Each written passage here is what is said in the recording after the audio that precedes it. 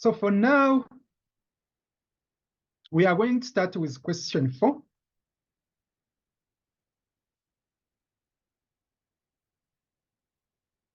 We are going to start with question 4.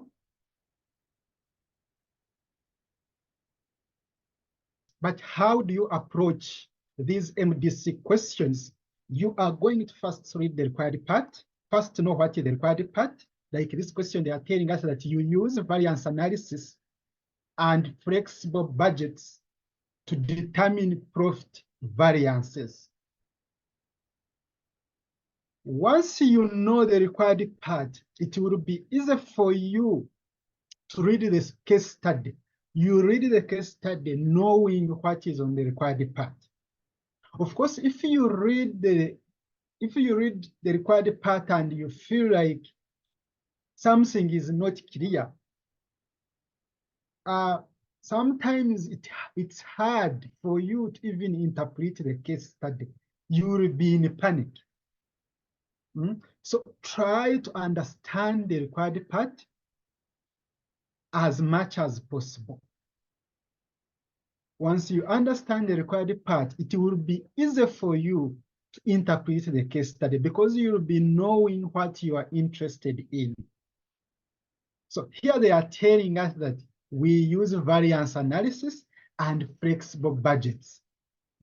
These are two areas. You will need to use variance analysis. That is first option. Then the second option, you are required to use flexible budgets. You're using variance analysis to determine profit variance. You are using flexible budget to determine also profit variance. But how do you get profit variance? It's very key. Just think about how you can get profit. How do you normally get profit of the business? Of course, you will need sales. Then you subtract other costs. It can be variable costs, can be fixed costs for you to get the profit. So it means that you will interpret the case study, having that one in your mind that what you're interested in is profit variance. But how can I get the profit variance? I will need sales variance. I will need cost variances. It can be direct costs, can be fixed costs. But what you're interested in are variances. So we can start reading through our case study.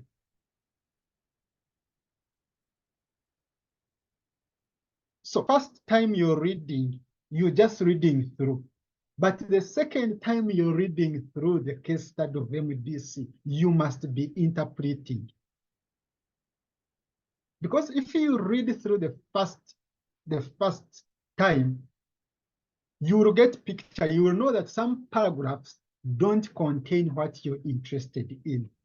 So it means that when you're reading for the second time, you don't focus on that paragraph where you saw that indeed there is nothing as far as your question is concerned. So we can read through. For the first time, they are telling us that Battle Group of Hotels, that is BGH, was established in the 1950s by twin sisters after completion of diploma course in catering and hotel management from France. This BGH owns 20 medium and high-class hotels located in different districts of Uganda. Member hotels are headed by general managers. Member hotels are headed by general managers who report directly to BGH's chief executive officer. All hotels charge a full board fee to clients, which is inclusive of accommodation, restaurant services, except conference services. BGH uses variance analysis for financial control of all activities and evaluating GMS's performance for rewards. So they are telling you that this hotel or these hotels, they use variance analysis for financial control. You know that variance analysis is one of the control measure that we normally use in evaluating some of the things. But recall on the required part, they told you you use variance analysis and flexible budget. Okay, here they are telling you that.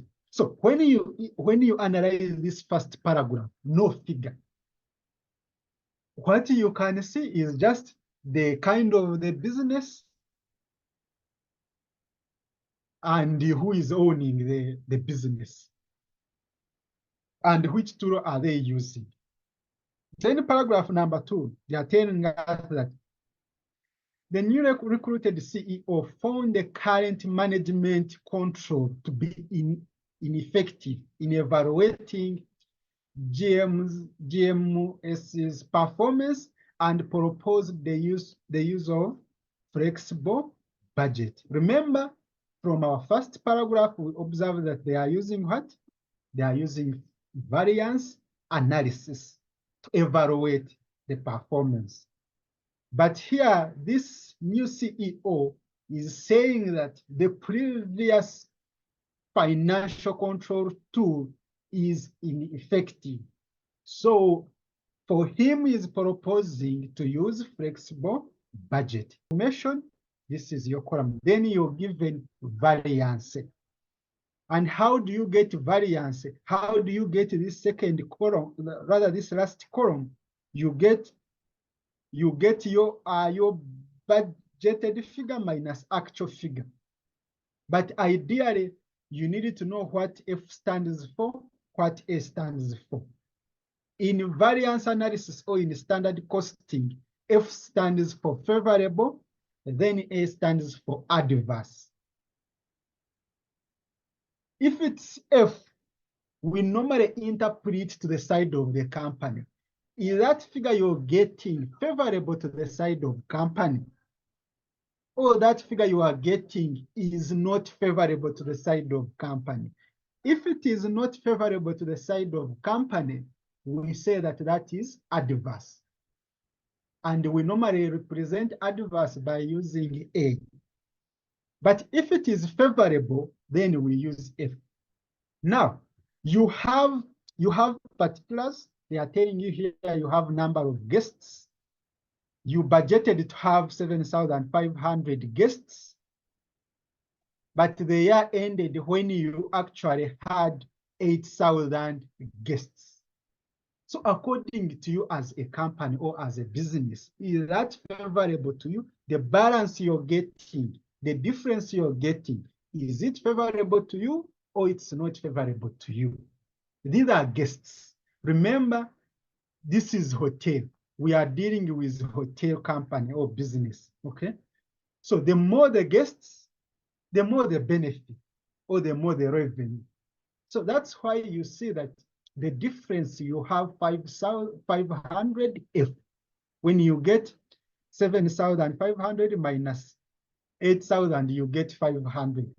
But you cannot simply just put negative. You just ask yourself, is the difference favorable or unfavorable?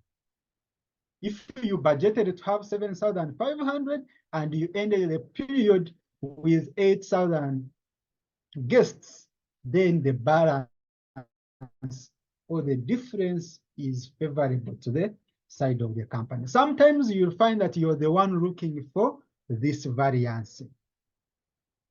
Then below they are giving you amounts, revenue.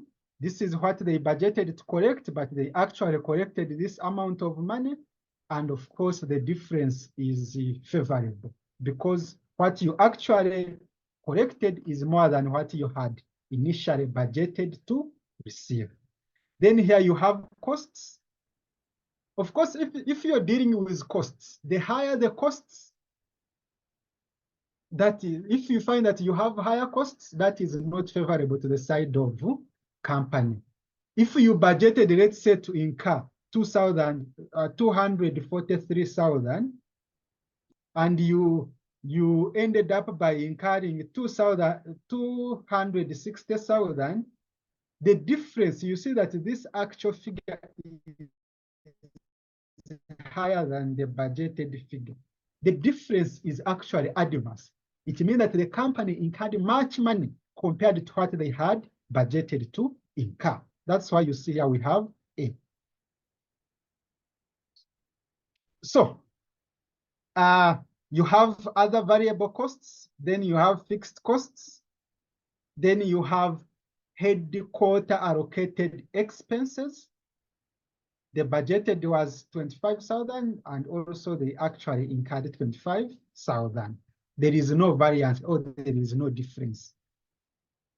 So here they are telling us that the CEO of this hotel group has tasked you as the company's senior management accountant to elaborate on various budget concerns. So we are to use number one, variance analysis and flexible budget. So now we have our information. It's all about answering. It's all about answering. We are going to start with variance analysis option. Then later we use flexible budget. So we can start, you can get now your book, but how are you going to use variance analysis? You have everything here. This is your table. Just draft again your table. Draft this again in your book, the way you have, because you have a variance. If they say variance analysis, you are just getting budgeted minus actual.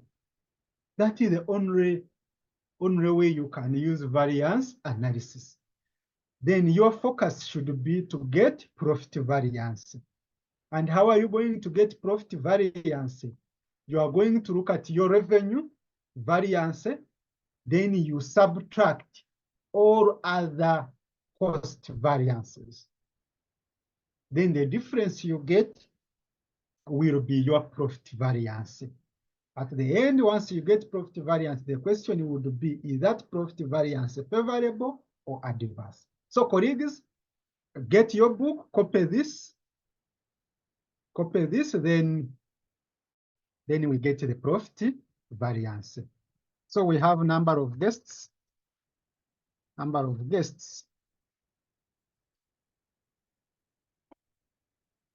We have 5,500. We have 8,000. Then we have our figures. Then we have also our figures. The first one is revenue, then followed by direct costs, direct labor costs, followed by other variable costs, then followed by, do we have any other? At how much is revenue? It was 900,000 budgeted, then the actual 982,000. Our colleagues, once you can first get revenue minus variable costs, then you get contribution. So here we can put contribution before bringing in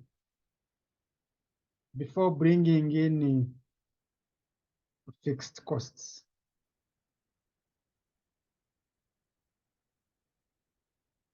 Direct cost is 243,000. Then other variable cost is can put them in. For you can put those figures in brackets, because those are costs. Then this is 200 460,000. Then this is 460,000. How do you get variance? It's just a matter of getting budgeted minus actual. And if it is negative, I know that that is adverse. Sorry, depending on how you are interpreting, so that if the more the guests, the more the benefits, so it cannot be this is favorable. Then how do you get contribution? You get revenue minus your direct costs, revenue minus direct costs. So you get this. For you, for your calculator, you will be saying minus, minus. But the fact that I have used the minus here, I just need to add this and plus this.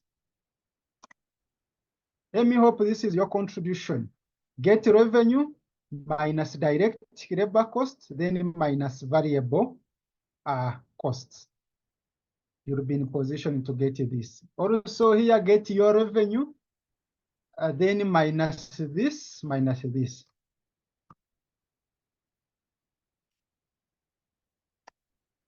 Then at the end,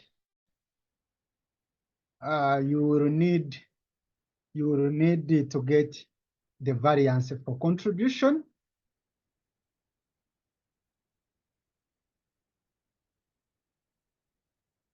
And this is based on the information you have. You see that the budgeted is 240 and the actual is 262. So the difference is favorable.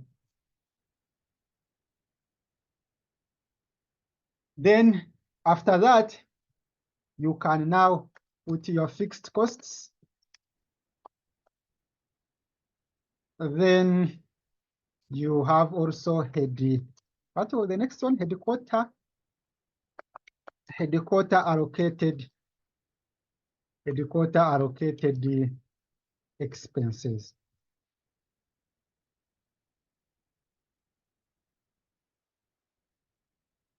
And the fixed cost budgeted figure was how much? The next for headquarter allocated, it was 25,000. Then the actual for fixed cost, it was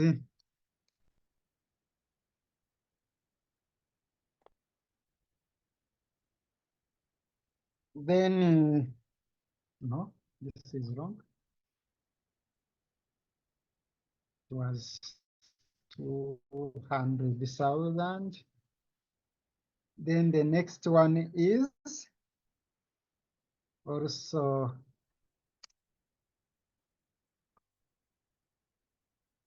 and the variance was here 10, which is favorable. Then here it was 0. So we need, what we need, colleagues, is profit. What is profit here? Who has already calculated profit? What is the budgeted profit? You get contribution, the budgeted contribution minus a fixed cost, then minus a headquarter allocated expense.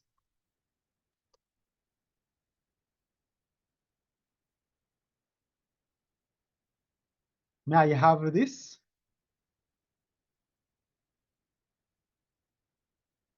Then here it is this one minus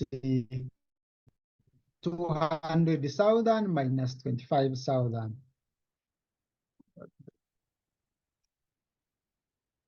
And finally, to get the variance, I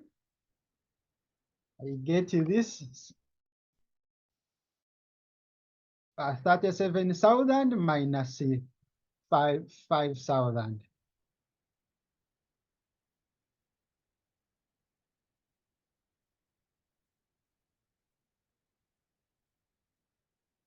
So colleagues, is this adverse or favorable? The question is that figure adverse or favorable? Favorable. This figure. Because the budgeted figure, the budgeted profit is 5,000. So the difference you get should be favorable. If you want to base on your variance column, what you do is to get contribution. You see that the variance for contribution is favorable. Then you have also this figure 10,000 favorable.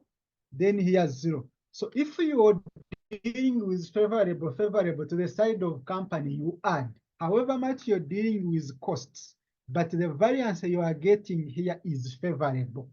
So if it is favorable, you add. You get this 22,000, then you add 10,000. You can also still get 32,000. So using variance analysis, we have confirmed that actually at the end of it all, the profit variance is 32 million, which is favorable. So we can now use another option with, and they said we using flexible budget. You see that the number is not hard, but time. Time. Just you need to be very fast. So when you're using flexible budget, if you have already studied budgeting, or you will study this. But if we are using flexible budget, you always need to flex. You always need to adjust your budget, your original budgeted amounts. Flexible budget, you're just trying to adjust your initial budget. If your initial budget was this one, you need to adjust, you need to flex it because of the current situation. Maybe you analyze that because of the current situation, the initial budget cannot remain fixed. So you want to adjust. And how do you adjust? You're going to adjust by coming up with what we call flexible budget. The actual budget, the actual figures will remain the same, but what will change are some of your budgeted amounts. So what you will do is first copy the first two columns, the one of details and the budgeted. First you handle that in your book.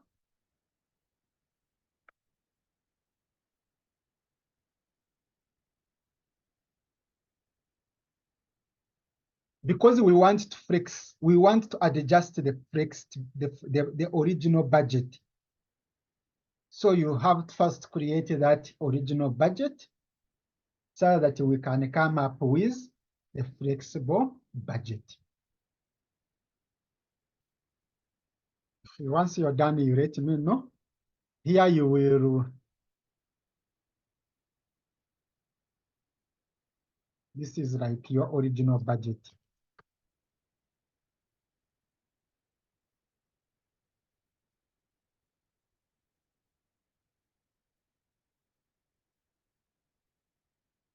Then we will need flexible budget.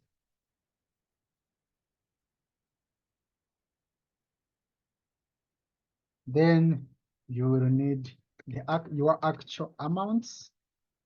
Then later you will have your variance. So those are the columns you need.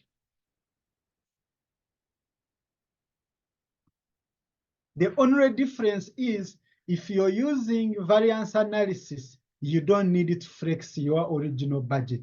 But if you're using flexible budget, you need to adjust your original budget. So that when you're getting this variance, you compare flexible budget with actual. That is where the difference is. This first option, we are just comparing the original budget with the actual figures. But here we will be comparing flexible budget figures with actual figures. So are you done? We start filling in this.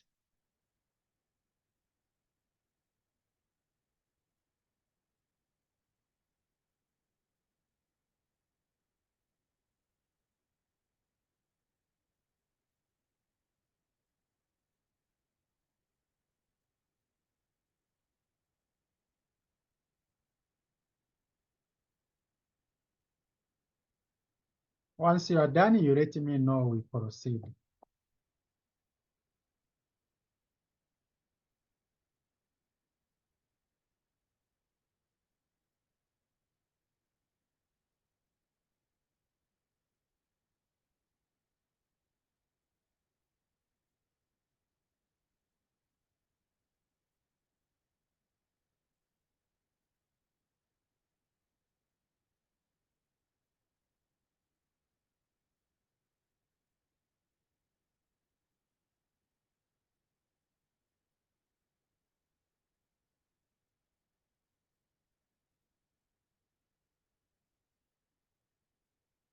But once you understand this area, it will be very, very good to your side. You just need to do a lot of numbers and you get familiar with concepts.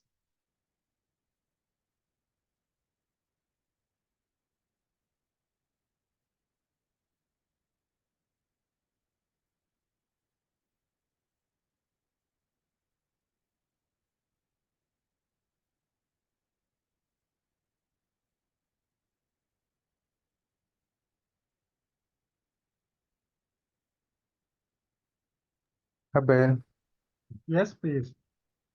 so under flexible budget, we are not including the net profit. Under what? The flexible budget, because I see you've only stopped at headquarter allowance expense. That is the aim. Just that at the end, that is the aim. Of course, at the end, we need the profit. So it will be there. We need the profit variance. That is our aim.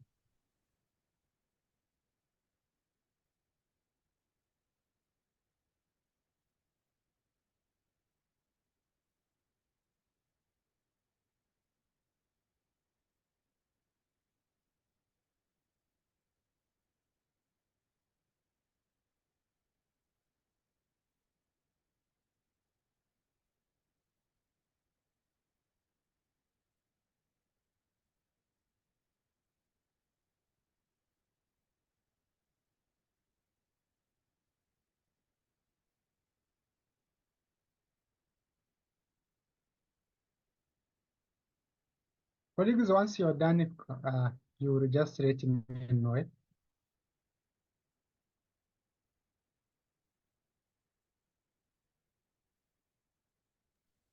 Done. I am done. Done. Perfect. So how are we going to get our flexible budget? Remember, we are adjusting the original budget. So when you're adjusting your original budget,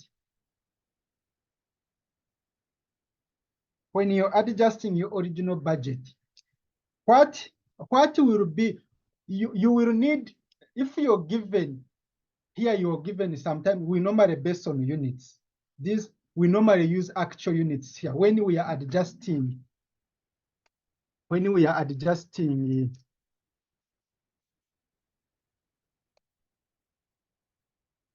our original budget.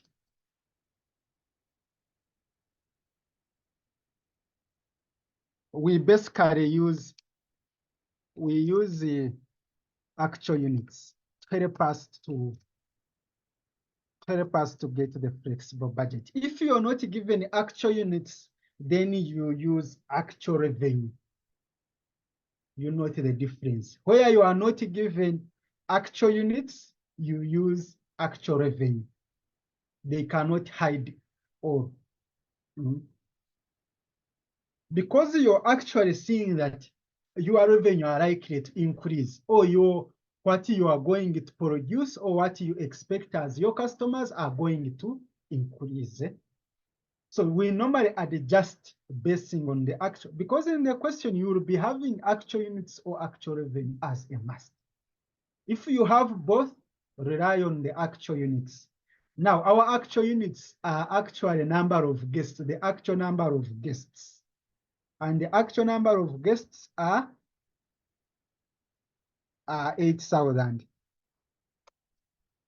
Now, once you know your actual units, it becomes easier for you to get the figures, to get the amounts. How? Let's say you want to know this, the flexible budget figure here for revenue. You see that based on your original budget, with 7,500 guests, you expected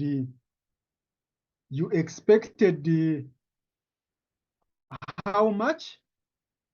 With 7,500 guests, you expected revenue of how much? 900,000. Now, what about with 8,000 guests? What do you expect?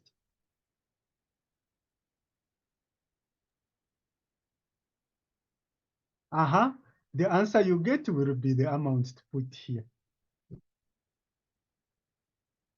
Because you see that here we have how many guests? We have 8,000 guests. So how much do you expect here? So use your calculator, cross multiply. You get 8,000 times 900,000 divided by 7,500. So I get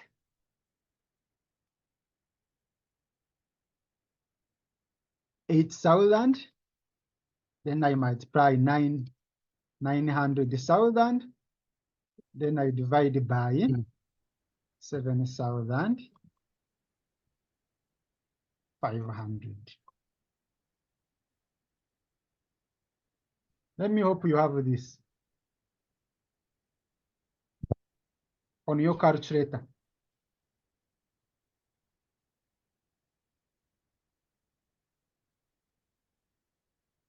So that is the figure you will put here.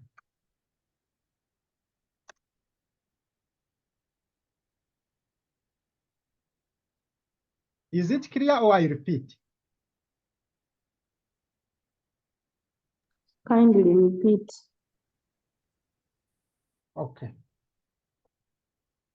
You say that based on our original budget, with 7,500 guests, you expect how much as your revenue?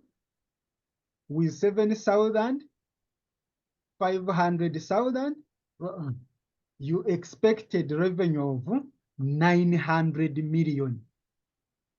900 million, because I'm keeping 3 zeros up. What about, because you need to know with 8,000 guests, how much revenue do you expect? How much revenue do you expect? So you can just say with 8,000 guests, I expect how much now? Because you don't have this value here. How are you going to get this value? How are you going to get this value? It's all about getting cross multiplying. You get 8,000 times 900,000, then the answer you get divided by, this is 8,000 here.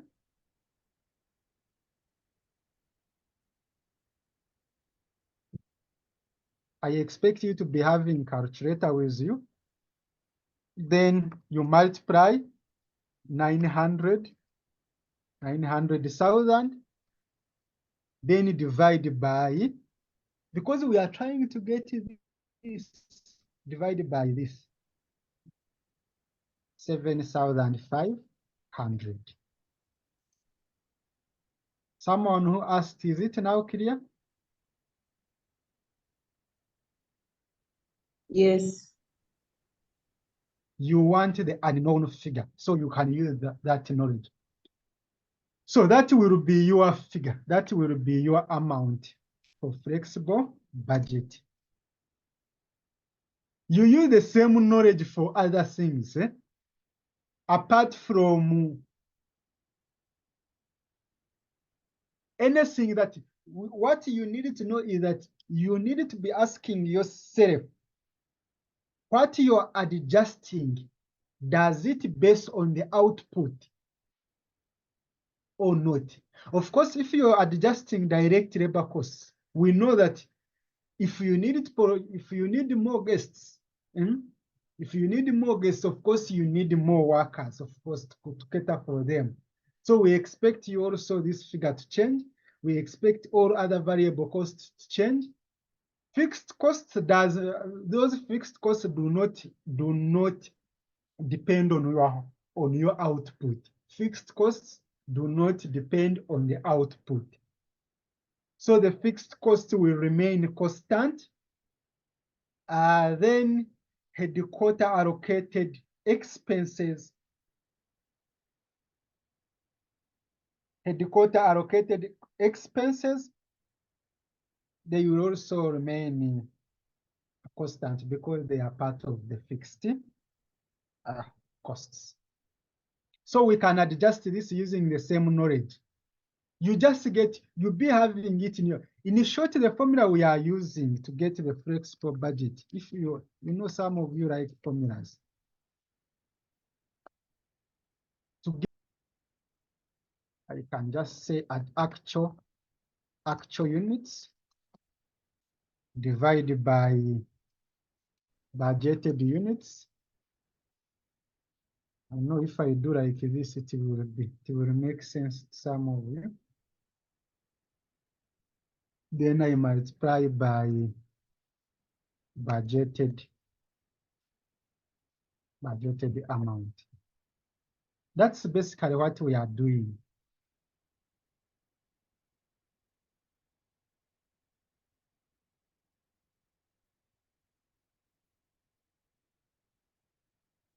Actual units, like for revenue, let's say you are looking for revenue.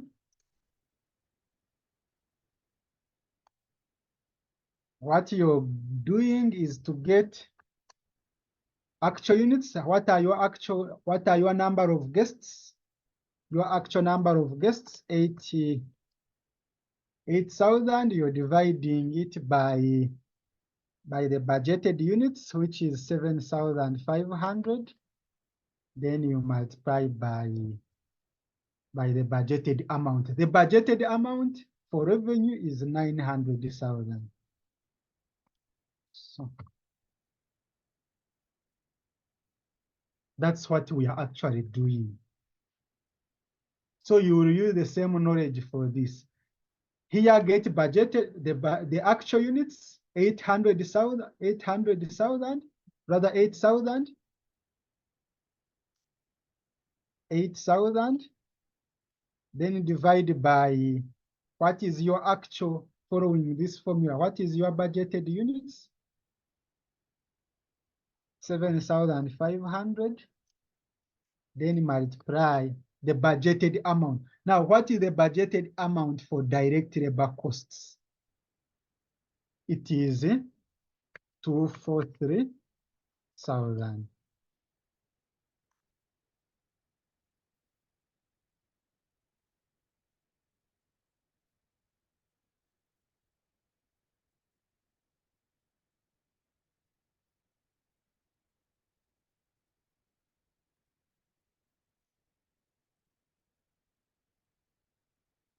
Do you have this?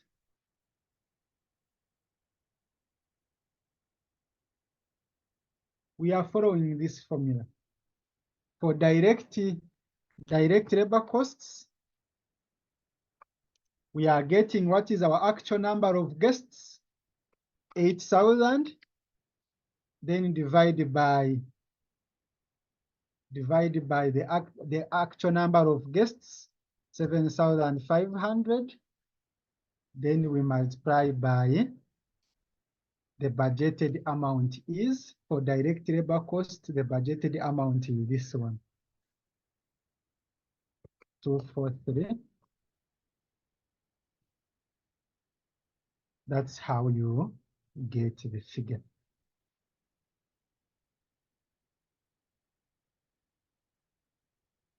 Please, if something is not clear, don't keep quiet.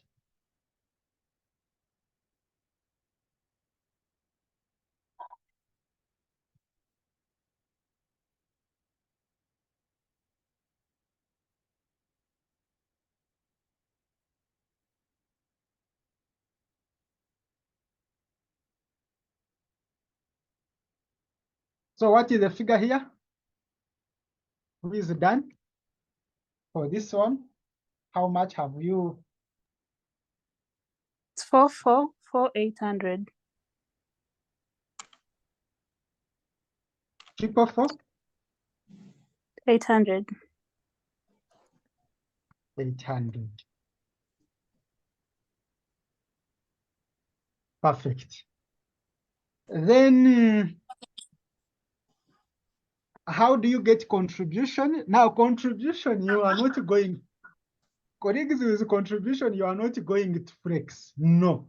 With contribution, what you are going to do is to get your revenue minus direct costs minus variable costs.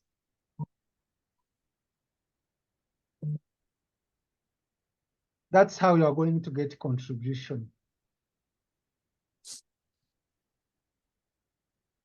Then I said we cannot flex fixed costs because fixed costs do not depend on your output. They will remain constant for them. So it's a matter of just picking this value. Then here you pick this value. What will be your profit here? It's 21,000. I get this. Let me confirm from perfect. Then here it was how much? It was 5,000. Yeah.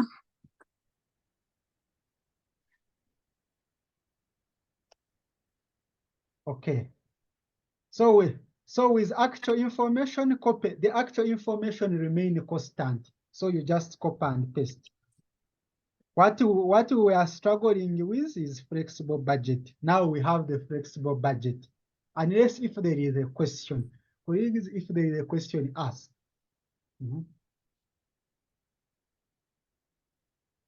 We are adjusting revenue because we know that revenue increase or decrease depending on your output. Direct costs change with your output, but fixed costs do not change with the output. Actually, fixed costs depend on the period. They can depend on the period, not output. So here it is still the same figure.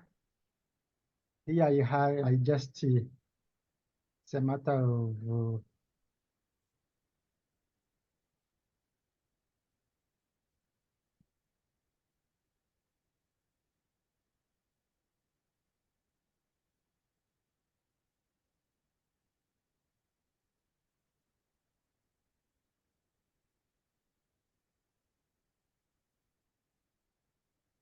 so what is variance?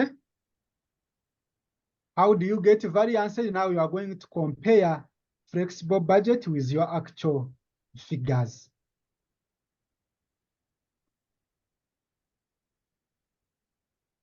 So the figure here, the variance you get here, is it favorable or adverse? The flexible budget, this is like your budget figure. you have 960,000, but the actual amount is 982,000. So the difference, is it adverse or favorable? It's favorable. Perfect. So here put F. What about here? You expected it, you are expecting it to incur this amount of money, but at the end of it all, you see that the figure you are, or the amount of money you are going it, or you incurred is 260. So yeah, the difference is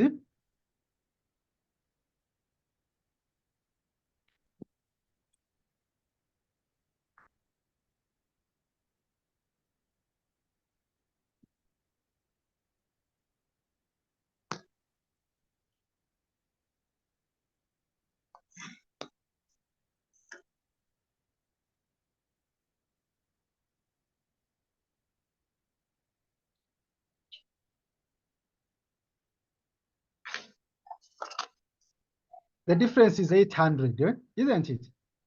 Adverse. What about here? Someone who is done? 15,200. How much? 15. 15,200. Adverse, favorable. Adverse. Then here, 6,000. 6,000, favorable, adverse. Favorable. Are you sure? Because it is a contribution. Yes. You expected this, but at the end of it all, you have this. So the difference is favorable. What about fixed costs? 10,000. 10,000. Adverse or favorable? Favorable. Favorable. Then here, do we have any variance here with headquarter allocated expense? 0. 0. What about profit now? Profit variance.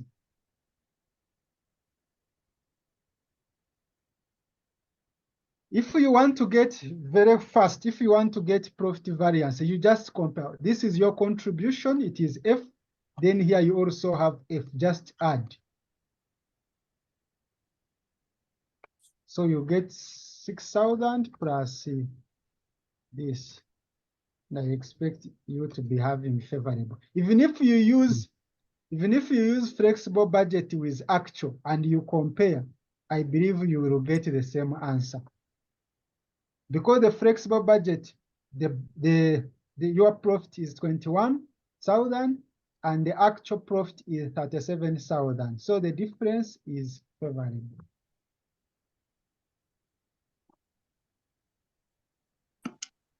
So using profit, rather using flexible budget, our profit variance is 16,000.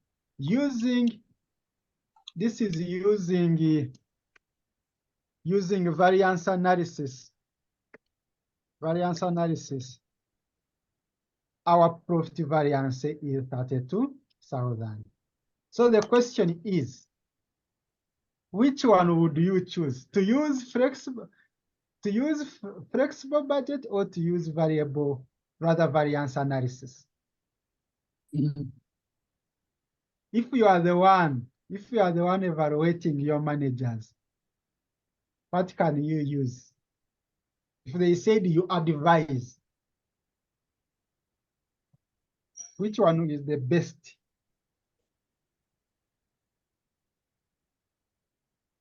Between variance analysis and flexible budget, which one is the best tool to use? You compare to variance of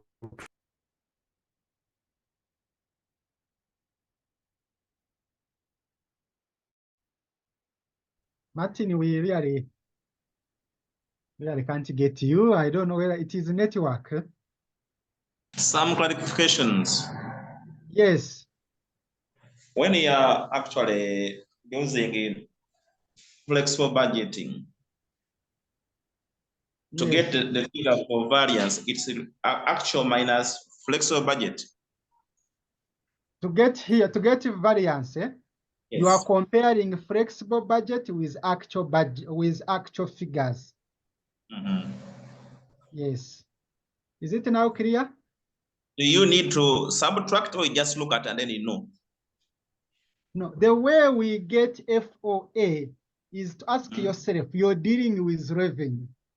Yes. You, according to the budget, you have 960,000. That's what you expect as your revenue using flexible budget. But the actual revenue is this one. So the question is your difference favorable or adverse? If you are looking at it to the side of company, is that difference favorable or adverse? Because you see that the revenue is now higher than the initial what? Is higher than the initial budget. So the difference must be favorable. But when it comes to costs, these are costs, not revenue. If it is cost, the way you analyze costs, it's different from the way you analyze revenue. Because the higher the costs, that if the costs are high, that cannot be favorable to the side of the what? Of the company. Let's say here, flexible budget, you are planning to incur this. But you observed that at the end of it all, you actually incurred 260,000. So you see that actually you incurred much compared to the original budget. So that's why you see that a difference is adverse because you incurred more. Okay. Yes.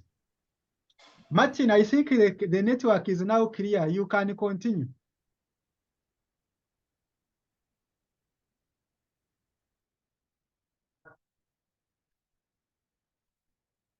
Martin, we have lost him. He's... Okay, we can continue, colleagues. Any other question?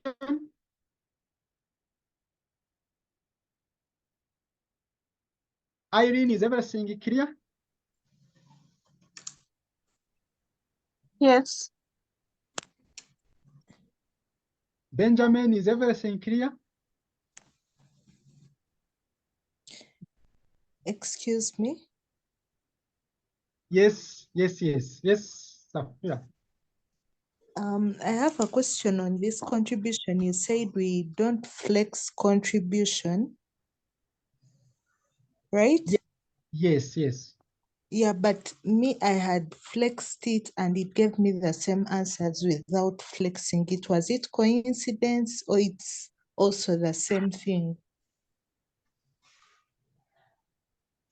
Just that the fact that also contribution can increase based on your output. It can, because you are using this, but I don't encourage you to at flex contribution. Are we together? Then also, Uh, some clarification. You said when we are adjusting for original budget, we use the actual units or revenue. when we are? When we are adjusting for original budget. Yes, we use actual units or we use actual revenue. Okay. But you use actual revenue if you are not given actual units. Okay. Yes. Thank you. You're welcome. Any other question?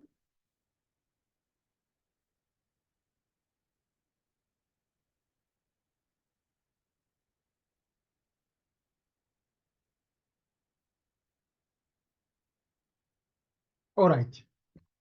So we were saying that at the end of it, or if you're to advise, of course, using variance analysis, you see that the profit is this. Then using flexible budget, you see that the profit variance is this.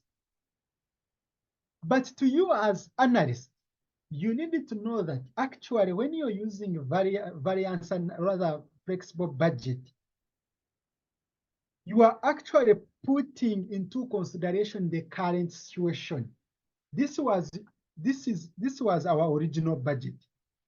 But because we are using the actual, this is the actual. That's why we are using actual information to adjust what? Flexible budget. But because we are using the actual results or the current data, it becomes the best tool to use. It becomes the best tool to use because you're adjusting your figures based on the current situation. This variance analysis, you're just using the previous information just. But here you see that our flexible budget figures, we had to put into consideration the current information by looking at the actual units or the actual number of guests. So if they ask you between variance analysis and flexible budget, which one would you recommend? You actually recommend to use flexible budget. Are we together, colleagues? Another question. The reason why we are saying number one, they take into consideration the actual output during the period, which makes the evaluation realistic. Here you are putting into consideration the actual output. That is with flexible budget. Then number two, another reason can be, you see variance analysis depends on the original budget. Yet the original budget is drawn on assumption. We know that original budget will always based on the assumption. You're just making assumption about what the customers you are going to get or the clients you are going to get. Then also another maybe another point, but you can note somewhere that variance analysis, it depends on the original budget, yet the original budget is normally drawn based on the assumptions which would have not been attainable by the manager, and thus not being realistic. You just use your own words if you are advising. Maybe our last point can be budgets normally fluctuate. We always know that budgets normally fluctuate or change from time to time. And if you are basing on them, you may not get a true picture on the manager's performance. So you have to keep on, for you to know the real or the actual performance of the manager, you actually need to adjust the original budget. But basically, you as a person who wants to evaluate manager's performance, flexible budget is the best tool to use. I think that's enough for this question. We are done with this question, and that's how you will always handle. The break, or we just continue?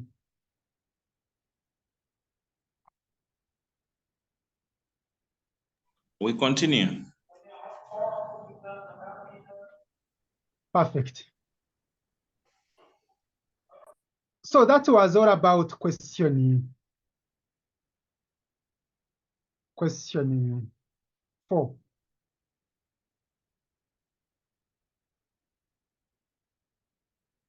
Now we can go back to our question 1.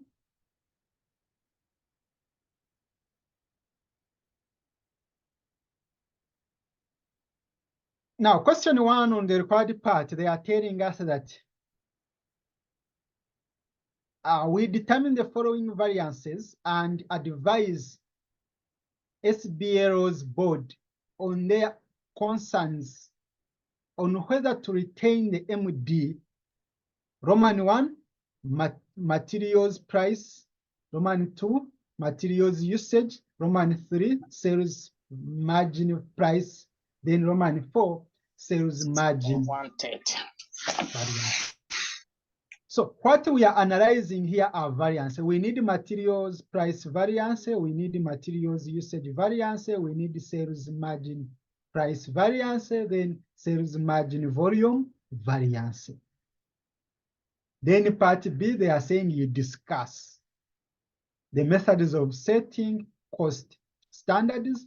Then Roman 2, the reasons why standard costing and variance analysis are not popularly used by some companies. So colleagues, if you really know this theoretical area in an exam, always fast score these marks very fast, because 8 marks are very many marks.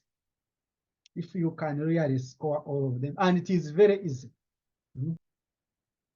A quick review is that you can actually rely on the past historical records. Maybe you look at your previous records and it can give you a picture. Can give you a picture. That is if you really have records. But if you don't have records, then you can use method number 2. That is based on engineering studies. With engineering studies, you're basically looking at, you're just looking at specific specifications of maybe materials, labor, equipments, all those things you want to use during your operations. You can actually analyze the market and all that and say, okay, before I start my operation, I can set my standards for materials, for what? For everything I want to do. Let's say labor, let's say variable costs, let's say fixed costs. I can set my standards based on these specifications, or it can be based on your experience. Engineering studies, sometimes it is also based on your experience. You are the analyst. Yeah. So if you don't have previous records, then you can base on your engineering studies, set your standards. The standards you're setting is basically to help you at the end see whether you are actually doing well or not. You want to set your standards as budgets. Let's say you are saying, I predict to incur this amount of money on every kilogram I'm going to purchase. That is the standard, or that is the budgeted figure you are putting aside. You are setting your standard in a way that at the end of it all, it can help you to compare. You compare your standards with your actual performance and see whether you actually have variance and whether that variance is favorable or not. If you start your operations minus setting these standards, then it will be hard for you to evaluate. It will be hard for you to evaluate the performance.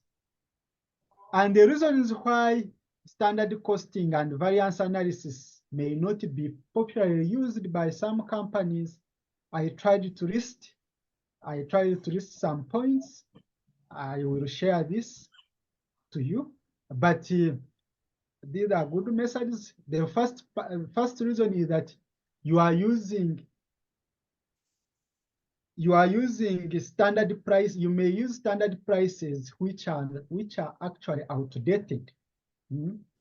We know that prices keep on changing. Prices for inputs keep on changing. You may set maybe last month that your price, you're setting the price to be, let's say, 1,000 per kg, but you go to the market and find that actually that is not the real price. Also talk about technology changes. Also, it may be expensive and time consuming when you are investigating every variance. The way you see, you have to evaluate material variance, labor variance. You have to see whether you actually have a variance. So sometimes it is expensive and time consuming. And also it needs people who are well experienced to interpret your variances. that can also be part of the limitation. And when management fail to investigate the variance, the control function can be what? Ignored, making inefficiency to continue in organization. So I will share with you this document. Isn't it, colleagues? Perfecting one. Let's go back to our calculation. But know that in MDC, theory is going to save you a lot. In MDC, theory is going to save you a lot. You don't need it to just rely on calculations.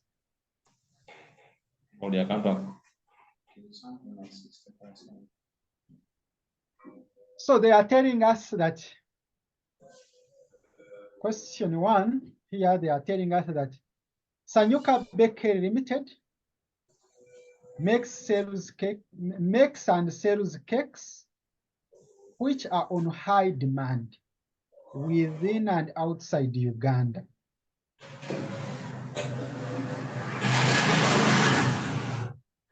Kindly mute if you are not asking.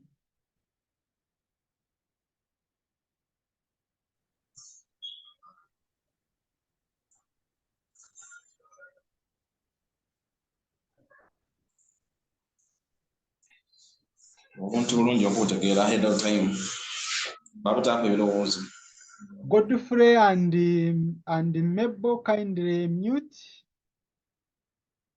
so that you don't hear.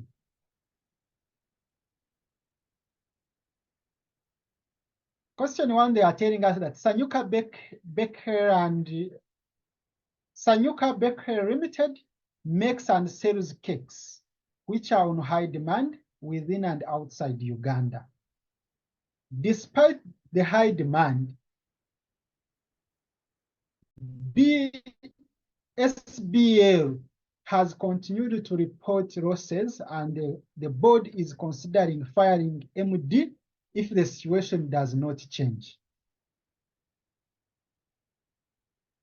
To save his job, the MD made extensive analysis of management accounts for the last 12 months, ended 30th June 2018, and established that a lot of material losses were incurred during production processes.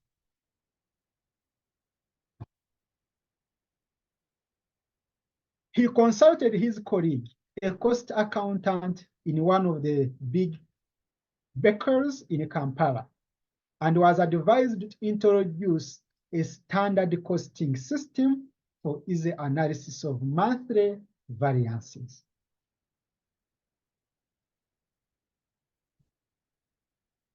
Okay, the MD, you see that the first paragraph is just introducing to you what is the situation, what is all about this, what is the current situation in this company, what are they dealing in,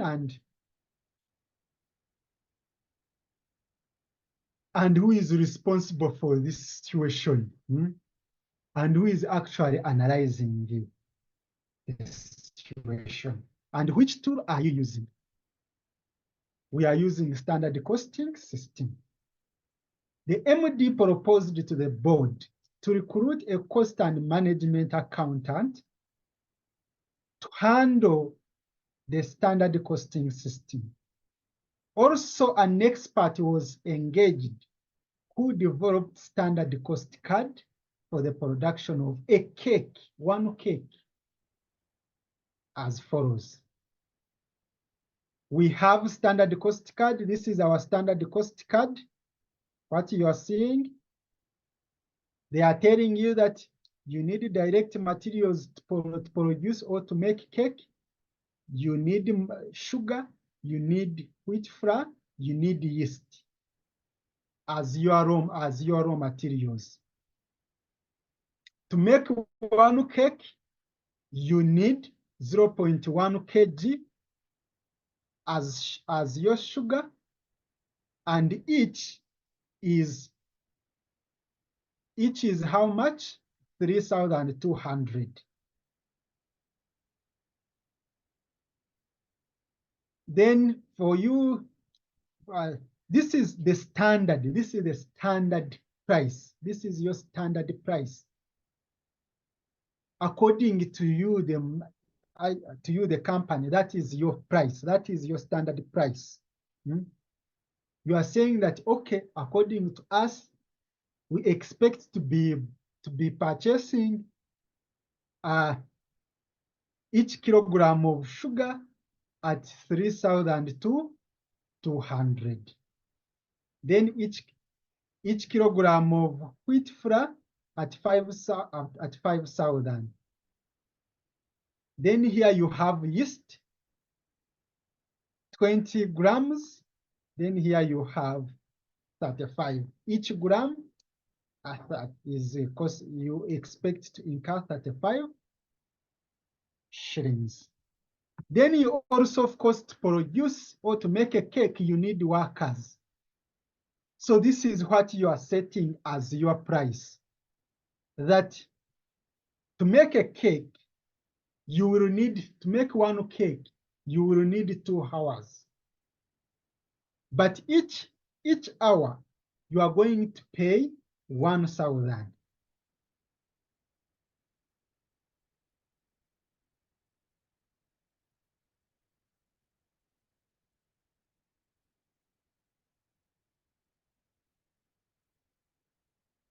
Then they are telling us that fixed overheads are 800. But recall that in the question, when you check, you don't need fixed overhead anywhere. You need material price, you need material usage. They are telling you about material. Then you also need sales. So this is your standard cost card. And the standard cost is this one. How do you get this standard cost? You just sum up all this, what you have here, and you'll be in a position to get this. Then the standard selling price is given. This standard selling price is going to help us somewhere because you see we need sales margin, price variance somewhere. Then we need we are also given standard profit. If you are not given standard profit, you can still get. How do you get standard profit? You get standard selling price, this figure, then minus standard cost. So information given above, all this information is talking about the budget. This is your budget. This is your budget. They are telling you also that the budgeted output for the month of July 2018 was 10,000 cakes. But below you're given actual information. During the month of July 2018, revenue of shillings 66.4 million was generated from the sale of 8,000 cakes. So it means that this is what was actually produced. This is actual output. The budgeted output is this one, but the actual output is this one.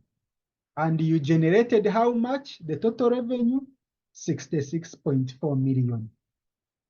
So from this information, you can get the actual selling price by getting total revenue divided by actual output.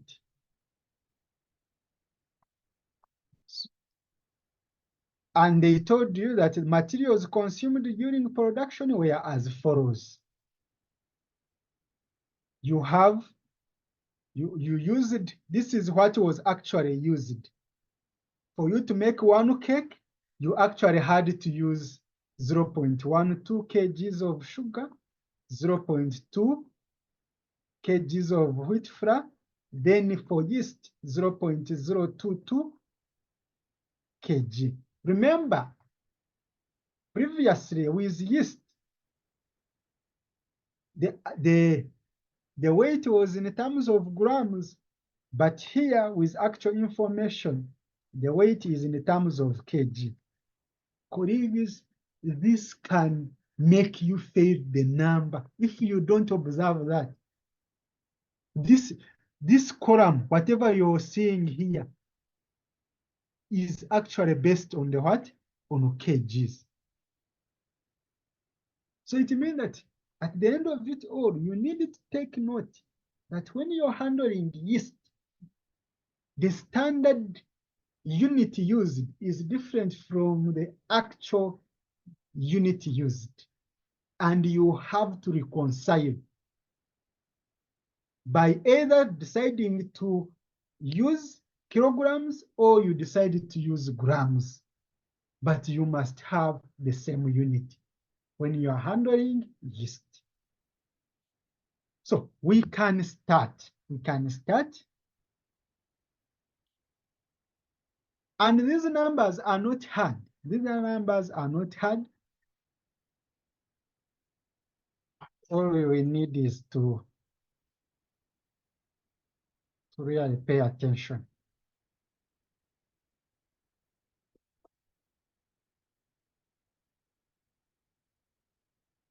So this is question 1.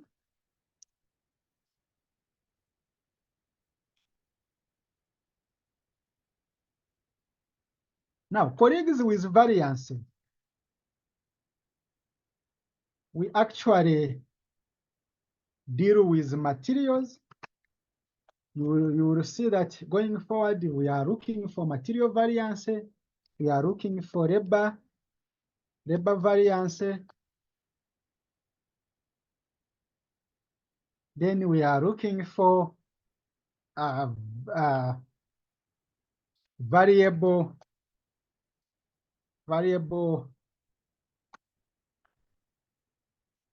overhead variance. Then also fixed overhead variance. Then sales variance.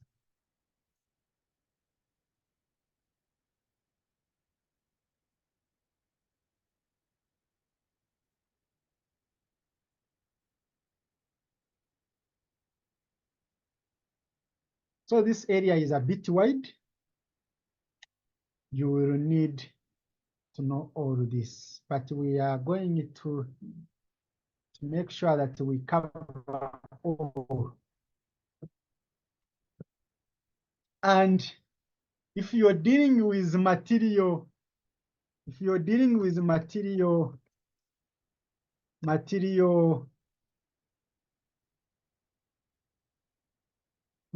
variance,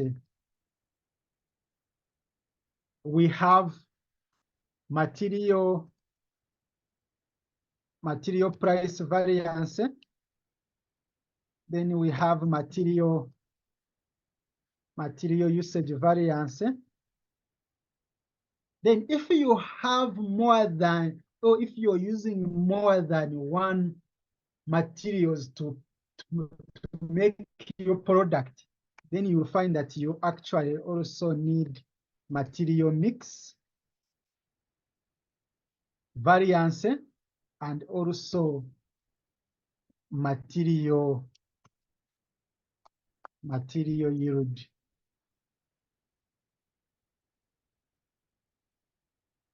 Material yield variance. If you sum up all of this, then you will be in a position to get what we call total variance, total material variance.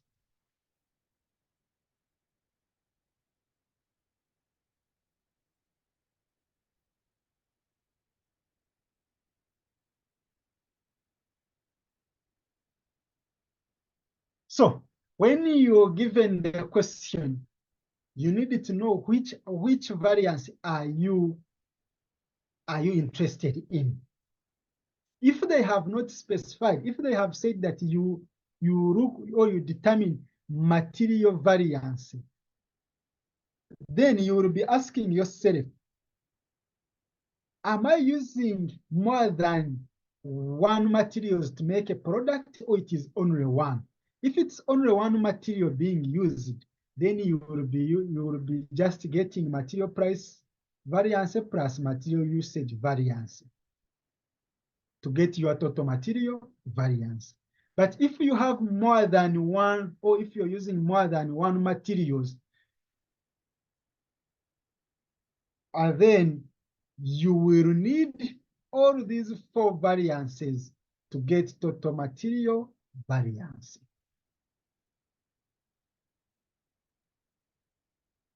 So we are going to start answering this. The question is about what? Materials price. How can we get materials price variance?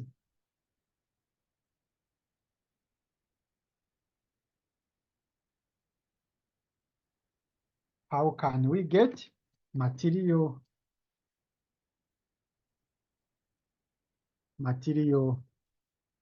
price variance?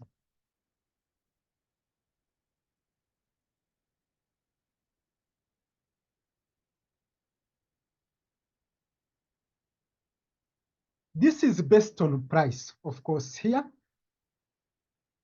This is based on price. Colleagues, you need to know that we look at the budgeted price or the standard price. Then we also, at the end, we will also look at the actual price. Then we see whether we actually have variance. But the fact that we need total material price variance, it's not just all about looking at prices. But idea in your mind, you need to know that I am actually focusing on the standard price and the actual price. See whether I have variance. And if you have the variance, is that variance favorable to the side of company, or it is unfavorable?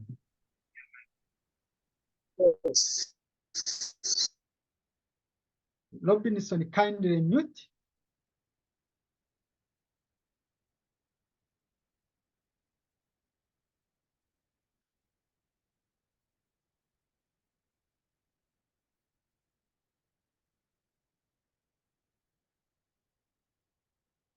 So you as a company, you will set your standard price at the start.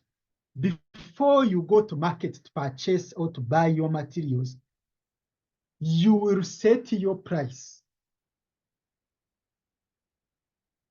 That can be like your budgeted price. What do you plan to incur?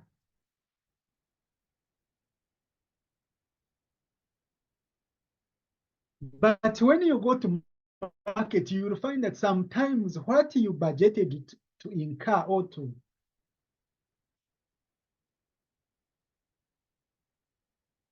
you will find that what you budgeted to incur sometimes is different from what you are going to actually incur.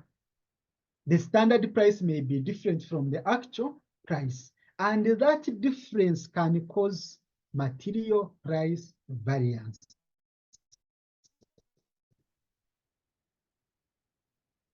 So you will need to ask yourself another question. Your materials are measured in terms of what? Your materials are measured in terms of what? Is it in terms of kg? Is it in terms of grams? Is it in terms of packs or what? So that one you will always check on the required part. So you will always check on the actual information. Actual information always work based on your actual information. We see that the unit used is kg. So the question we need to pose now, since we know the unit that is being used, The question we need to pose now is to ask ourselves, this company is planning to incur how much on every 1 kg? We start with the first material. The first material, according to the question, is what? According to our question, the first material is what? Because we have different materials. We have sugar, we have wheat flour, we have yeast. So we are going to start with sugar. We are going to start with sugar.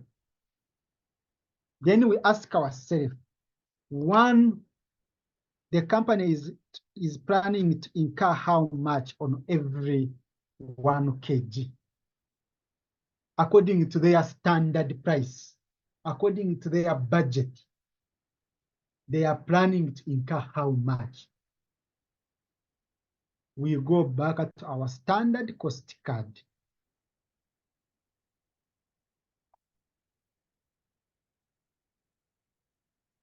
This is our sugar.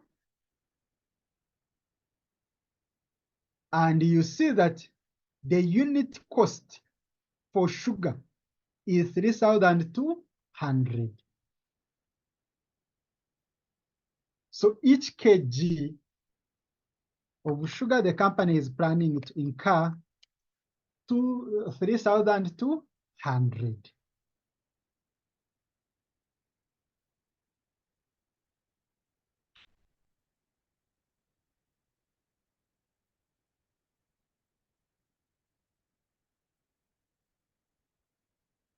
That is based on our budget.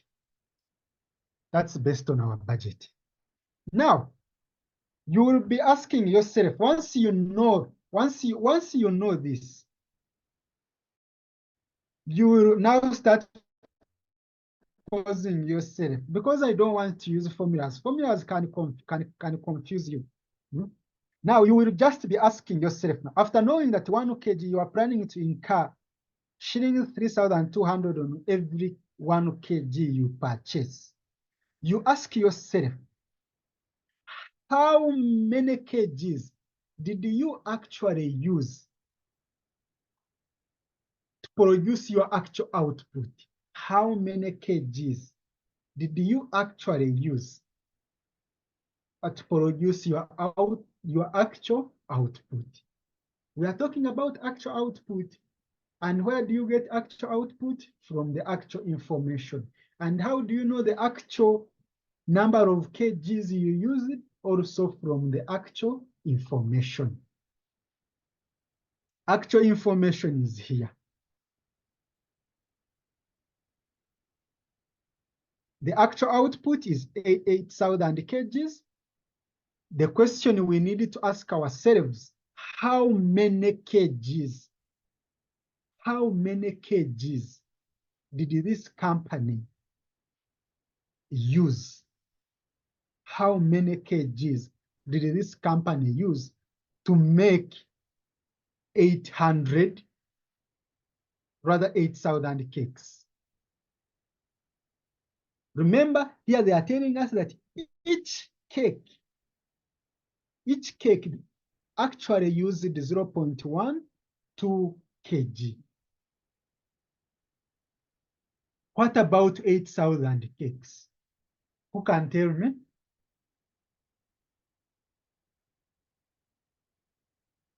To make 1 cake, they are telling you that they actually used 0.12 kgs.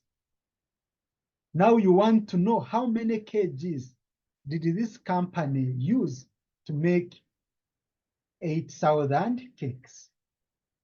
Who can answer that?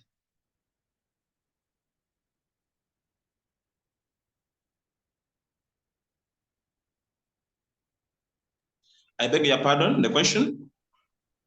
The question is, how many number of kgs of sugar did this company use to make 8,000 cakes? we get actually the 60.4 million divided by 8,000 to get the quantity actually used. I am getting you're asking the number of kgs of sugar, right? Kgs, the number of kgs of sugar, Abel, the actual number of kgs. Abel, I think it's a 960. I'm getting 960 as well. Colleagues, you observe this. This is your actual information, and they are telling you that to make one cake, they actually used 0.12 kilograms of sugar. That is one cake, 0.12 to make one cake. But here they are telling you that the actual cakes this company made are 8,000 cakes. So it means that to know the total kgs, you just get 0.12 times what? Times 8,000. 8,000. Perfect.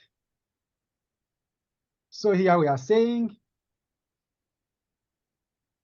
0.12 times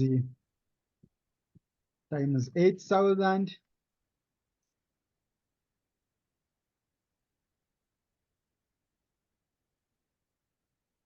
0.12 times 8,000. What do you get? 960. 960 kgs. So you will ask yourself, these 960 kgs would have cost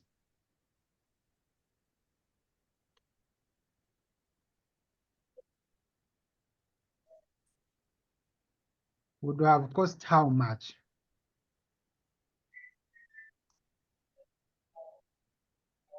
According to your budget. 2.976.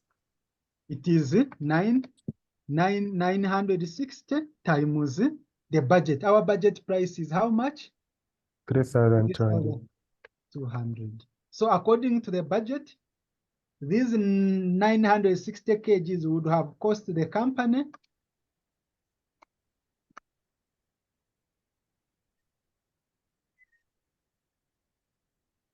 that amount of money. I want to move together, but actually cost how much? If you observe, this is according to the budget. The company would have incurred this amount of money, but actually they incurred how much? We go back to the actual information. They are telling us that actually the cost per kg was how much? 3,700. So we can get the actual figure, but actually cost 960 kgs times each kg actual cost is how much? 3,000 how much? 3,700. What do you get using your calculator? 3,552,000. 3,552,000. Yes. But just a minute. I have an inquiry. Go ahead. When do we use the budgeted output? Because they budgeted for 10,000 cakes, but the actual was 8,000. Now that When one do we will use come when we are dealing with sales. Oh, okay. Yes. Here we are dealing with materials. Okay. So the question here is, the variance you have, is it favorable or adverse? Advance.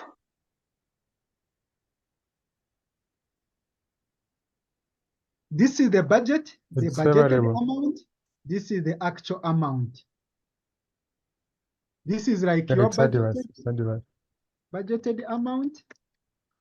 Just so that in an exam, you don't need to put all this. Then this is like your actual amount. It's advance. adverse. We spent more. Yes. So the difference is your material price variance related to sugar.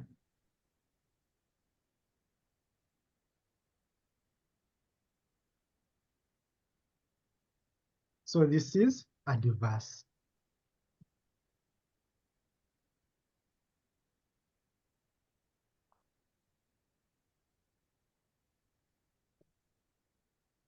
And you are done with the first one. We go to the next.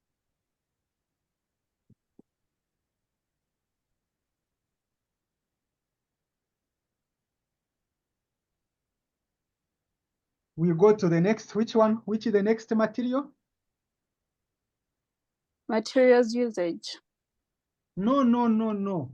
The first material we are using is Oh, okay. The sugar. next material is wheat Wheat. flour.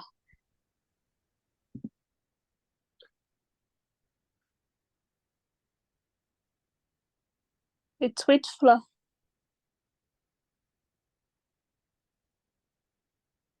So according to our standard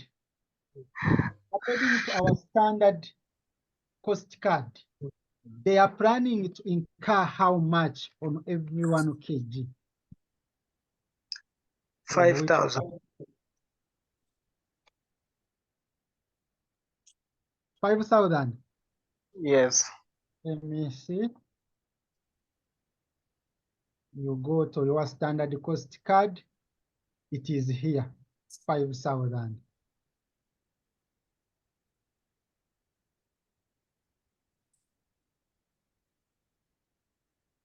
Then once you know that, you ask yourself, they actually used how many kgs of wheat flour to make 8,000 cakes?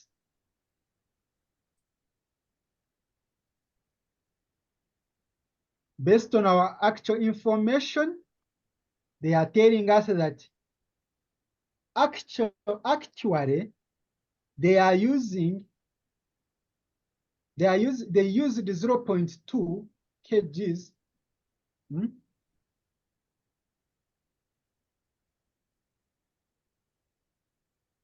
to make 1 cake.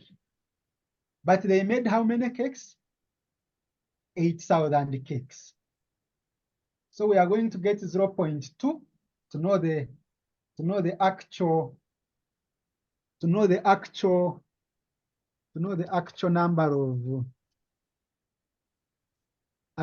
of kgs.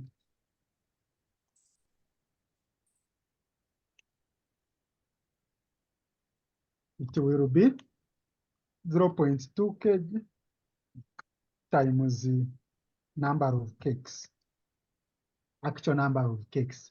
What do we get? 1,600.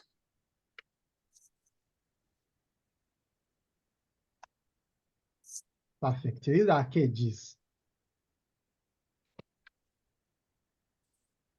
Then we ask ourselves, these kgs, 1,600 kgs, would have cost how much? It is 1,600, then times what is the price per kg according to the budget? 5,000. 5,000. And what do you get? 8 million. You get 80 million.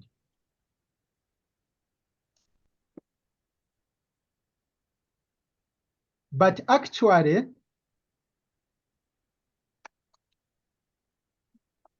but actually they incurred how much? But actually cost,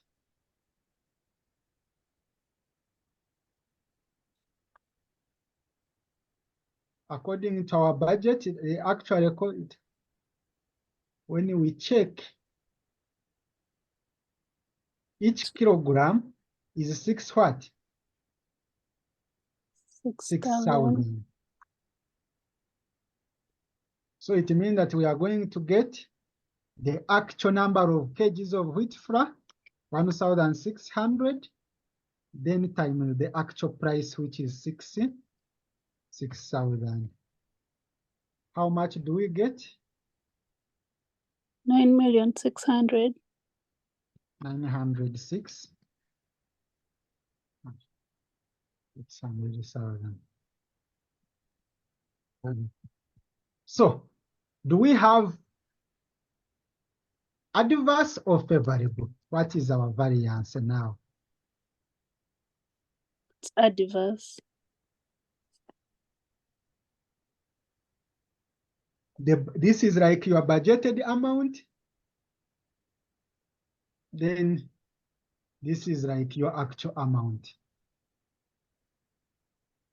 So the difference gives you the variance. And this variance is actually adverse.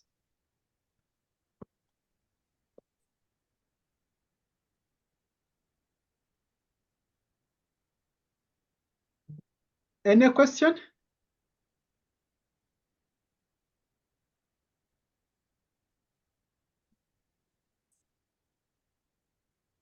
Next material is what?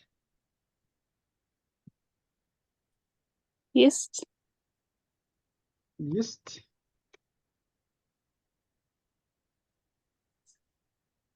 For yeast, I said when you observe with yeast, actual information is given in terms of kgs, but standard cost card, actual weight is given in terms of what? Grams. Grams. Even in the price, this price is per gram. So you cannot compare grams with kgs. You have to reconcile and use 1 unit. You are either going to use grams or you are either going to use kgs, but you must reconcile. So back to our steps. We need to ask, so should we use grams or we use kgs? We can actually, based on the, let's always use the actual information. Actual information, the cost is per what? Per kg. So we can use kgs. So we ask ourselves, according to the budget, 1 kg is how much? That is according to the standard, according to their standard. Oh, God. You see what we have? What we have in the question is 1 gram. 1 gram is equal to what? 1 gram costs 35 shillings. Rather, yes, 35 shillings. This is just per gram. But we need to convert this from gram to what? To kg. Now who can tell me? How much should I put here?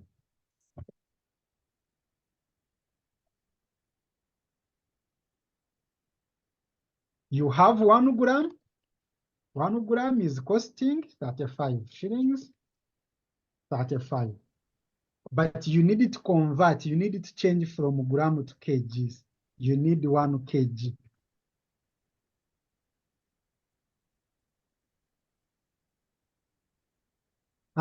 Who can suggest?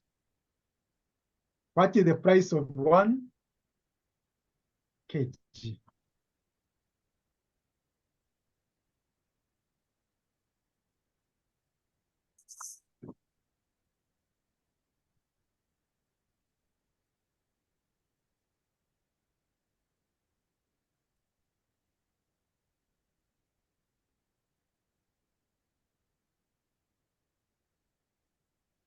Guy watukwa ati.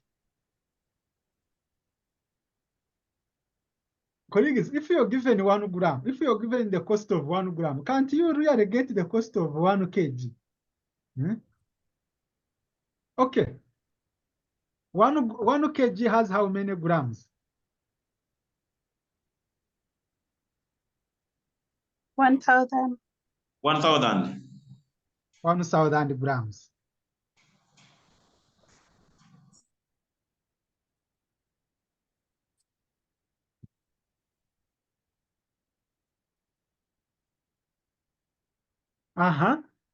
From here, we need the price. Next.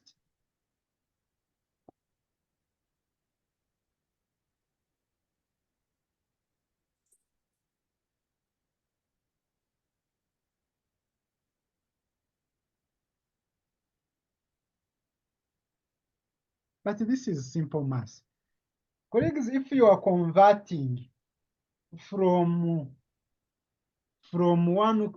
grams to kg, all you need is just to get this figure, get Almost 35, then multiply by what? by the 1,000. You get 35,000.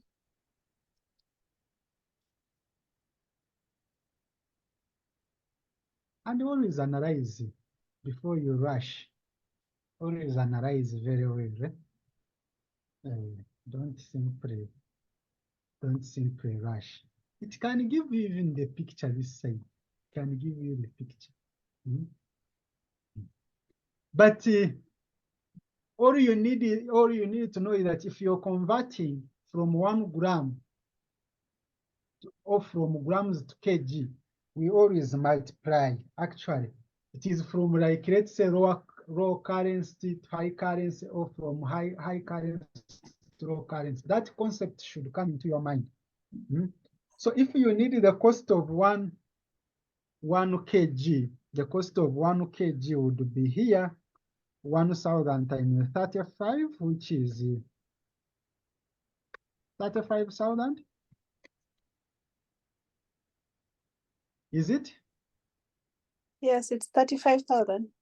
But if at all it was, let's say 1 kg is equal to 35,000, and you need the cost of gram, now you divide. You get this figure, then divide by 1,000 to know the cost of 1 gram.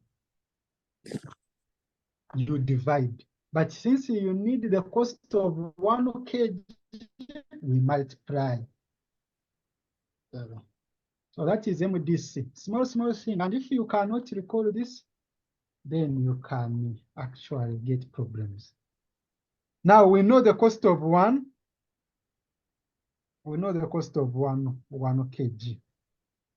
Now we ask ourselves, what is our actual number of kgs of yeast?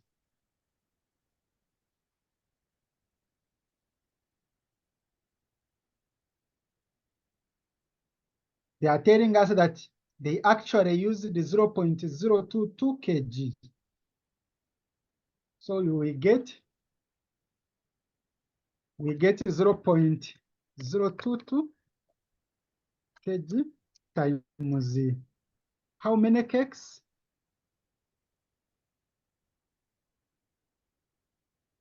8,000. And on your calculator, how many kgs do you get?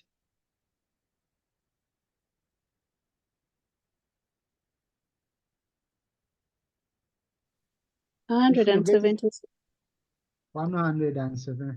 176 either kgs.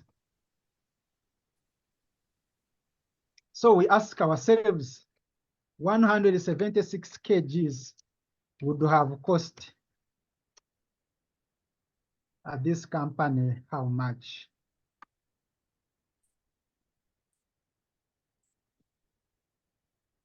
We get 176 times the price per kg, the budgeted price per kg, 35,000. And how much do you get? 6,160,000. Let me hope others are getting the same answer. But actually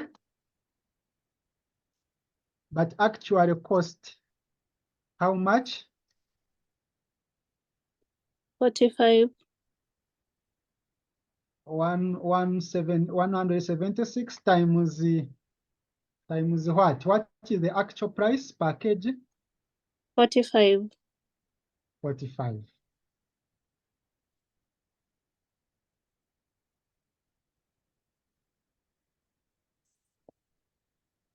And what do you get? 7,920,000.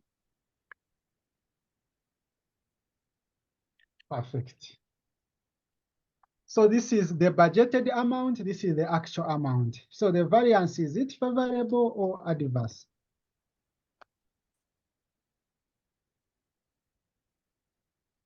It's adverse. Because actual amount is greater than the budgeted amount. So this is also adverse.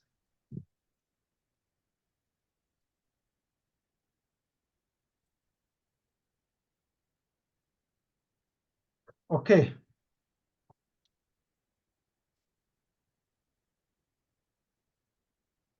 Do we have any other material or we are done? We are done with the materials. So once you're done, remember what we are getting is actually material price variance. This is for each material, but we need total material price variance. So it will be equal to, you are going to get the first variance is 48, rather 480. 480. Adverse, you add. The next one is 1.6 million. Also adverse, you add.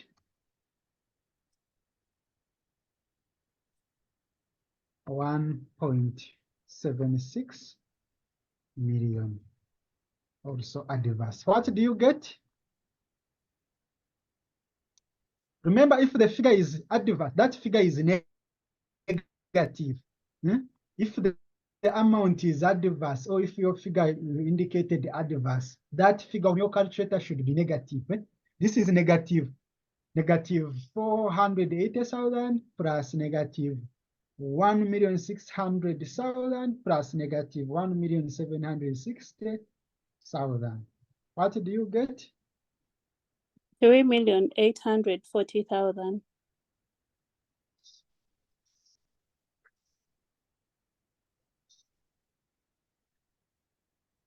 That's what you have? Yes. So that is our answer.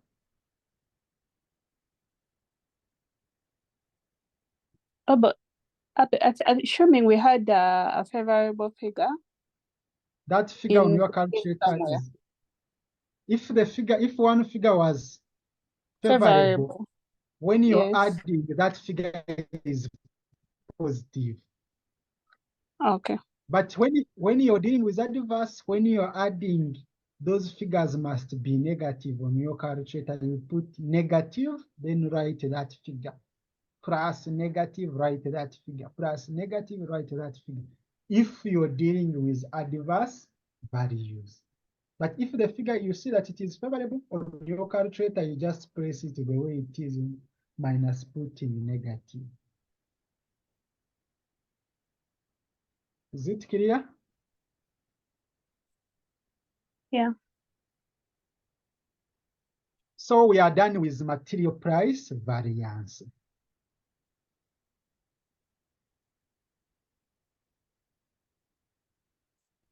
We go to number 2.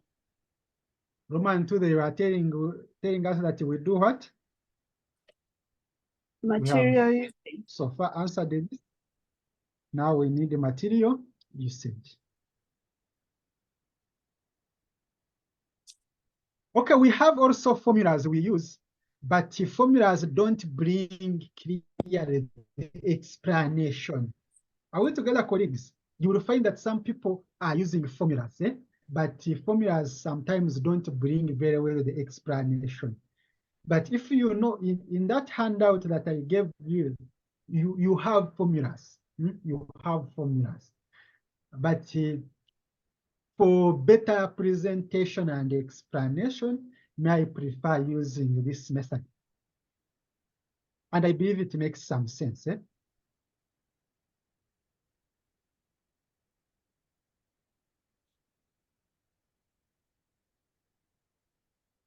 So we need the material next, material usage variance.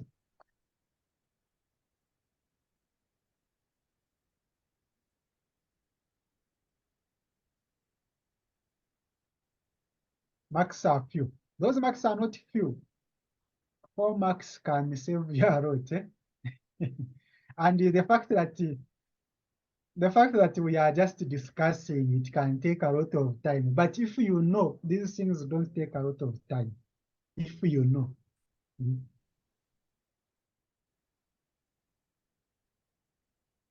If you are in an exam, you just write because you'll be writing what you know. So let's see now also answer this.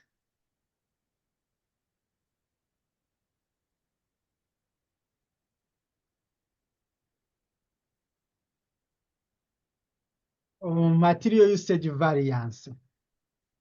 How do we get now with the first one we are looking at what? We are looking at the price.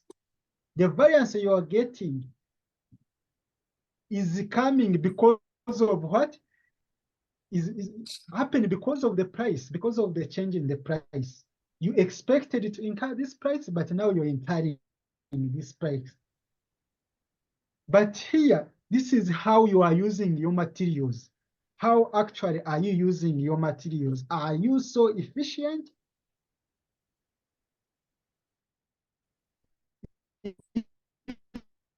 Usage variance.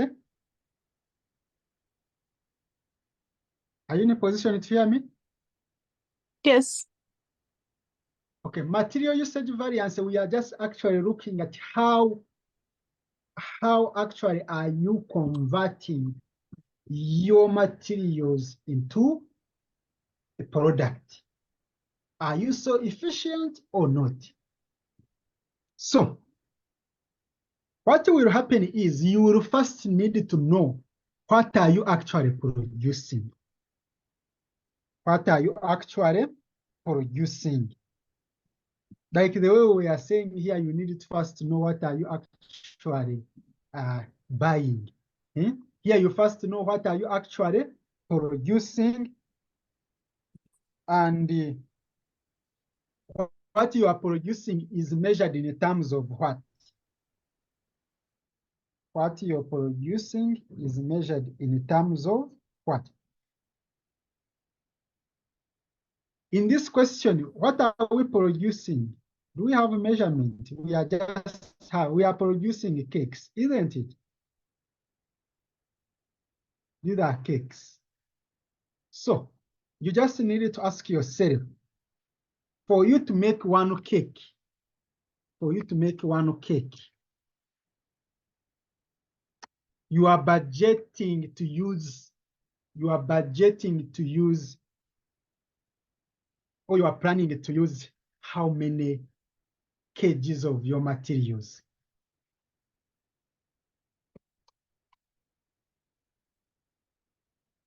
That is the concept.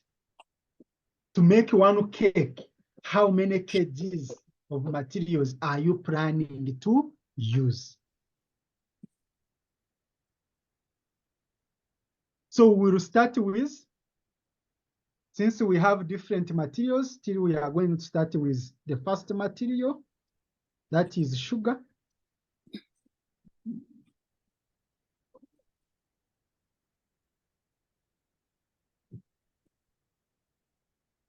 And to make one cake,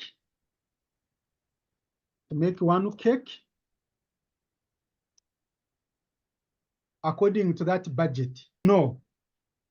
If you're to make one cake according to your standard cost card or according to your plan, you're planning to use how many kgs? And they are telling us that to make one cake, this is a cake, to make one cake, this company is planning to use 0.10 kg. So back at our workings here, to make one cake, the company is planning to use 0.10 kgs.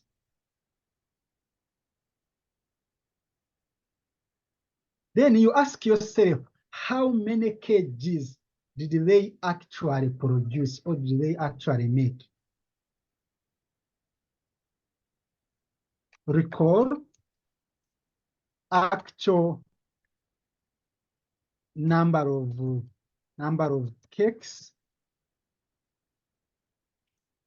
are how many? 8,000.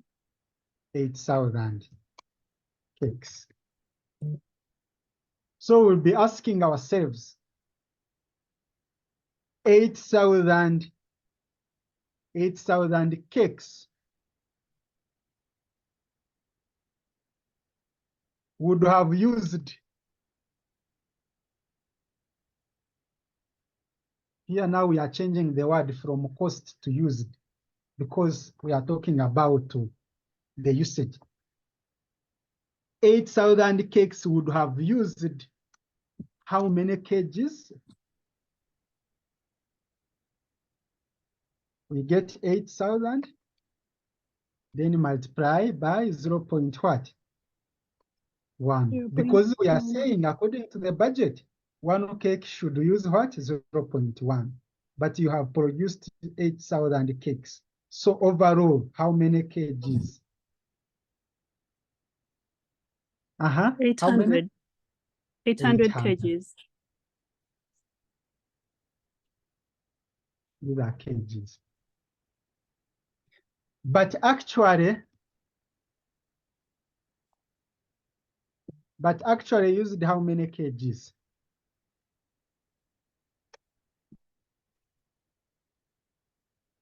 We can go to actual information. Are we given the kgs direct? Yes.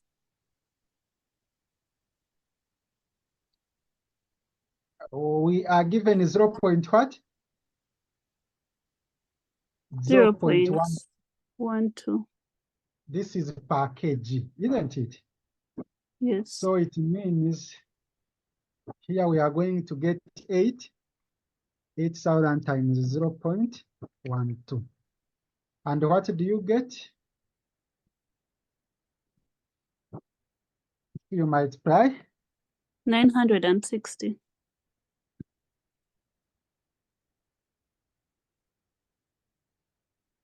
So the variance you have, is it adverse or favorable? It's adverse.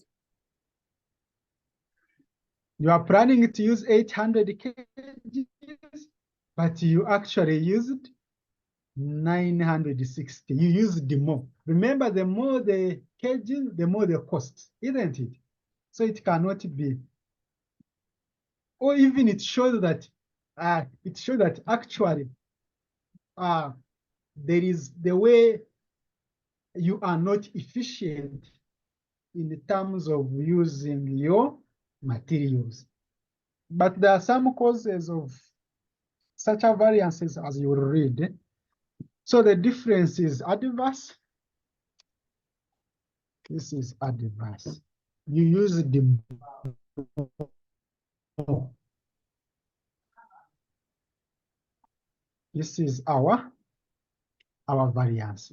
But colleagues, we don't report these are kgs, but you need to know that we don't report in terms of kgs, but actually we report in terms of amount. We have to present our variances in terms of amount. So you have to convert from kgs to amount by just multiplying. Here we will always multiply standard price per kg.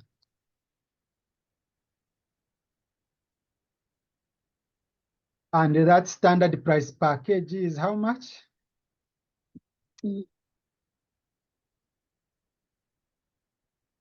What was our standard price per kg of sugar? Standard price. What was our standard price for sugar? Standard price for sugar, I think it is this one. This It's was our standard. 3,200. 3,200. It is just here. It is just here. From your standard cost card. So you multiply by that. You multiply by, which is the shillings, 3,200. And what do you get? You get 512,000.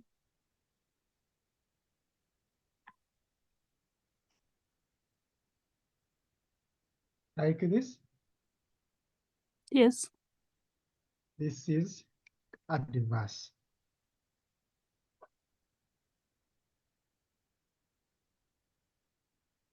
And that's all.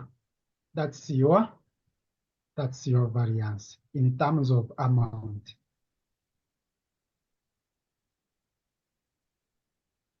We'll go to the next material, which is what? Wheat flour.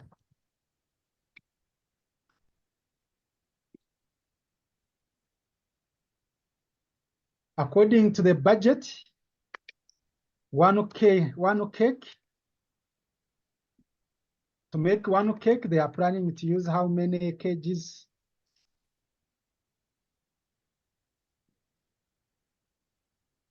They are planning to use for wheat flour, they are planning to use 0. What? 0.3. So that's what we indicate here, 0.3.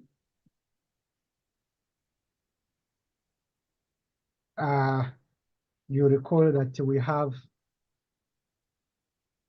our cakes as what? 8,000 cakes.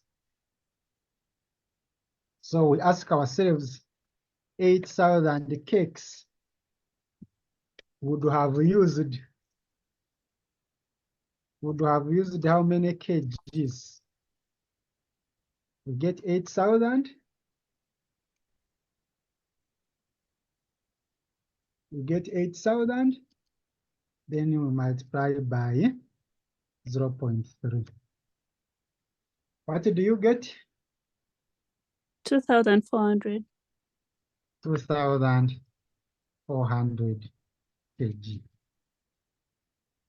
But they actually used how many kilograms? But actually used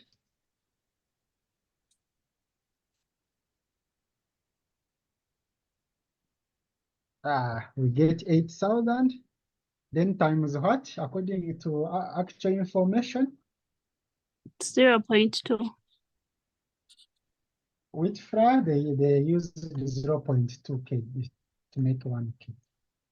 So we are multiplying 0.2. What do you get? It's 1,600. 1,600 kgs. So the variance, is it favorable or adverse? It's favorable.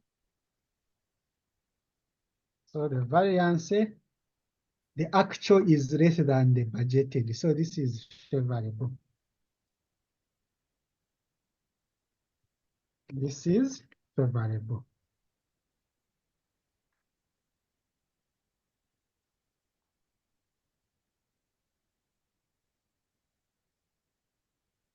But I said we don't report in terms of kgs.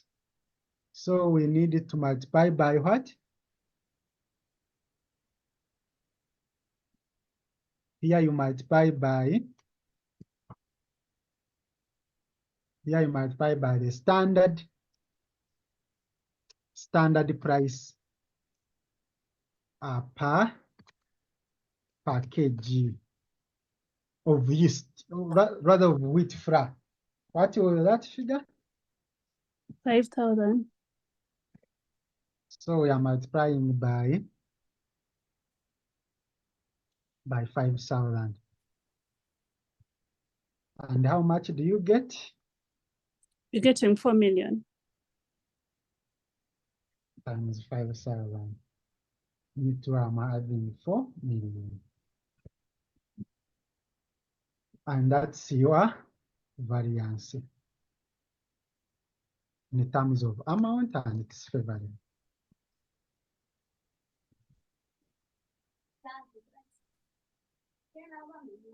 Any question? So we go to the next one. The next is yeast.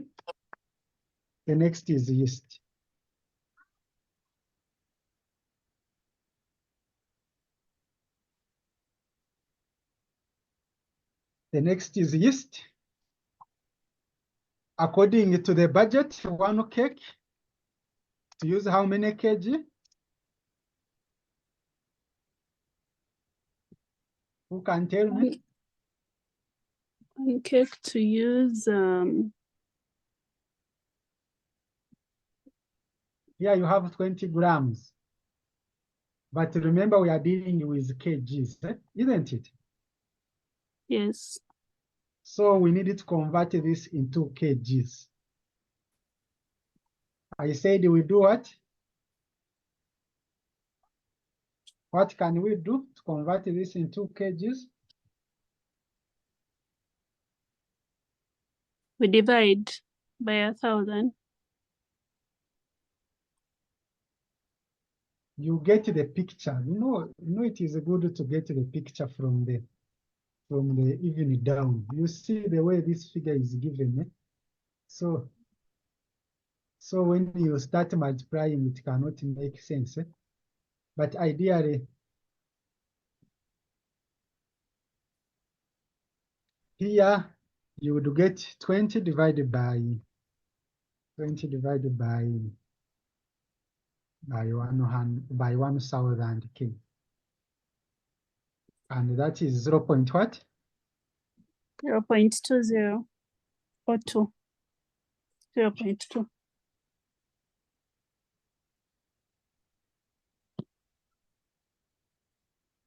So you recall that we are dealing with how many cakes?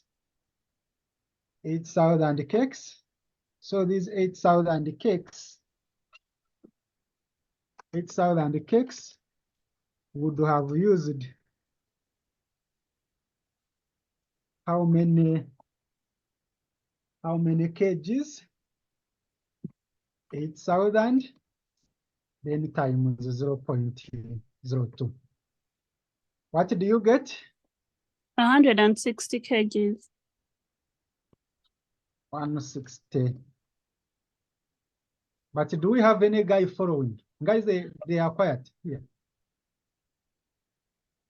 Do we have any guy here following? These are kgs. But actually, Martin, it's 160, not 160,000. it's just Okay. 160. Yes. Like this, okay. Yes. But actually used how many kgs?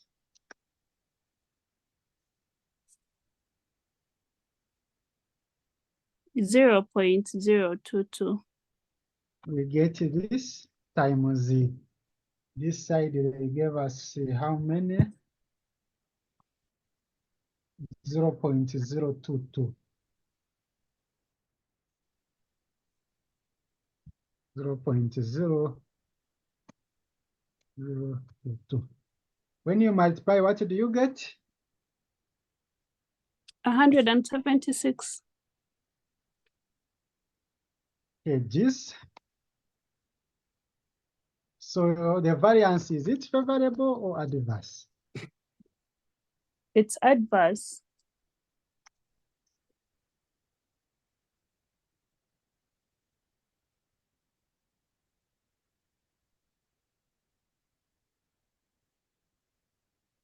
So here we expected to use 160, but actually you used the 176. So this is adverse. You used the more. That is not favorable to the side of company. So these are kgs, but adverse.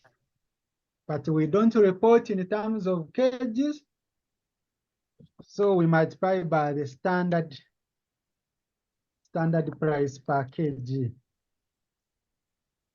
And that was how much? 35,000.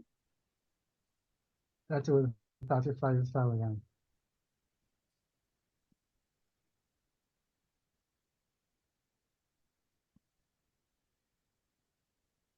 How much do you get finally?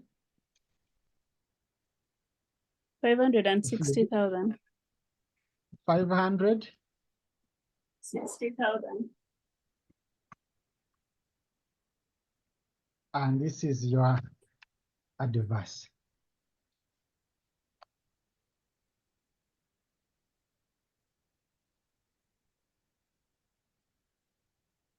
Any question?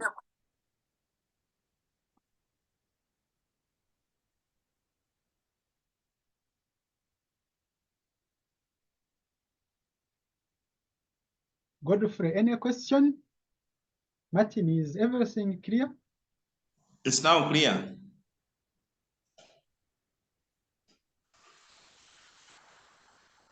So do we have any other material? Oh, we are done. We have sugar, we have wheat flour, we have yeast. So we can get total material usage variance. And how do you get total material usage variance? We said you just sum up.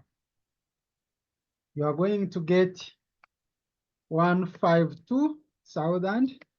This was adverse, favorable. Adverse, add. I'm adding 4 million favorable. Abel, Yes, please. excuse me. That last figure, I have 56,000, not 560. You have 56. Mm. What about others? If you get 16 times this, what do you get, colleagues? Is it 56 or 560?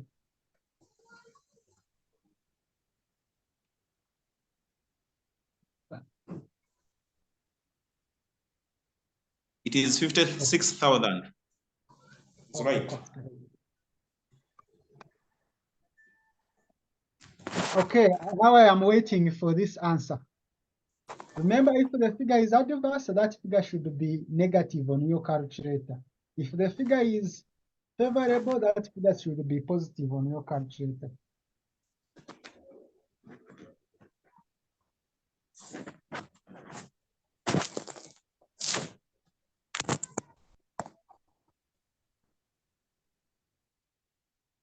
So this is shillings how much?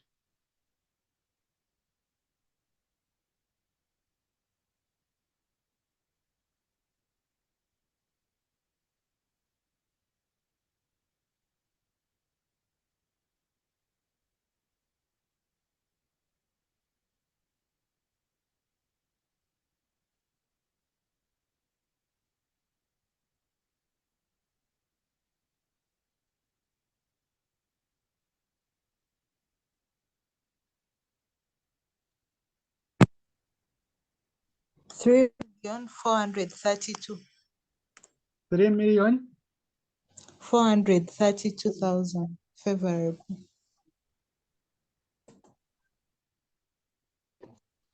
Excuse me. Yes. Is the standard price per kg 3,500 or 35,000? In the question, it's kind of confusing. For yeast. For yeast, it was 35. This is per gram, but we converted this to what? To kg, where I said you multiply this by 1,000, which is 35,000. Then this is wrong. This should be 35,000. I don't know whether. And if it is 35,000, this is what? 560. Colleagues, have you observed about the standard price? Yes. It's not clear. Okay, so this one also we make this one. Now what is the final figure? Is it still this one?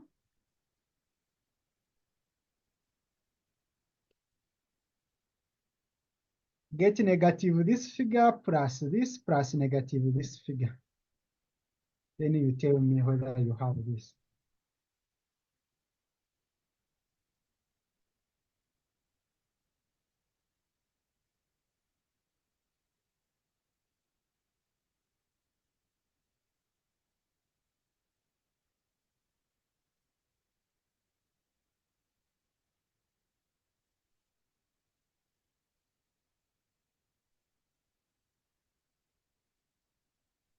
Colleagues, you are quiet. What is the figure you have?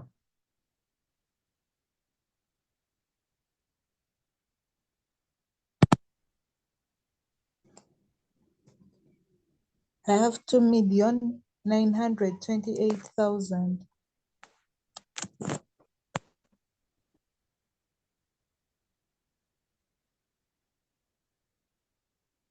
$2 million. 2 million. 928,000.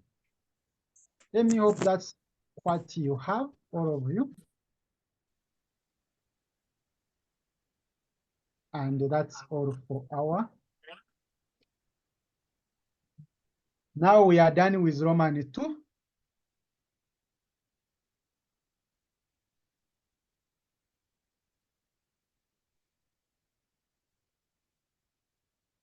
Any question?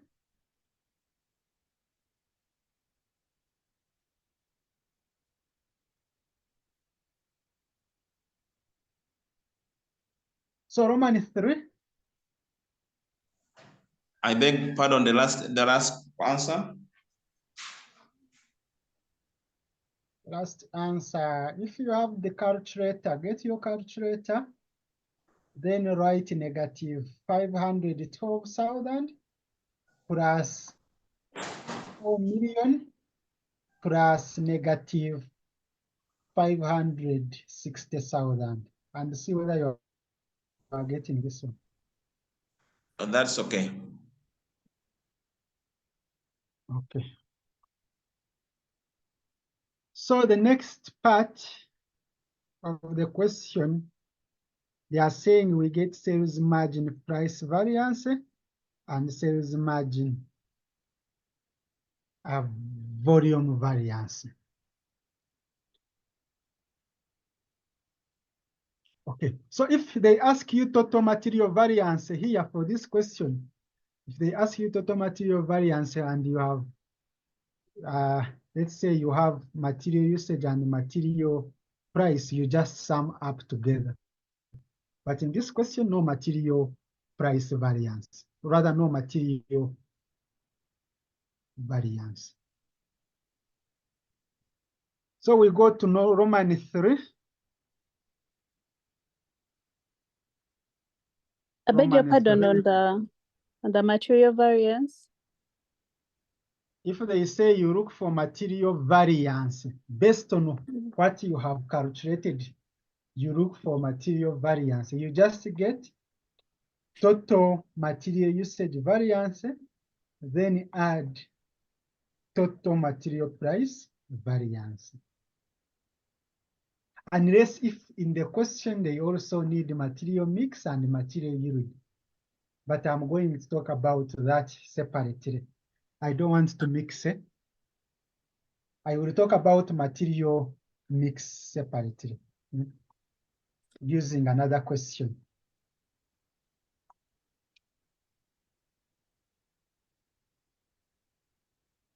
Like the way I said, the material variance has material price, material usage, material mix, material yield. So you just sum up together. So Roman 3 is, we are now handling sales. Sales what? Margin Sales price. Sales Margin price.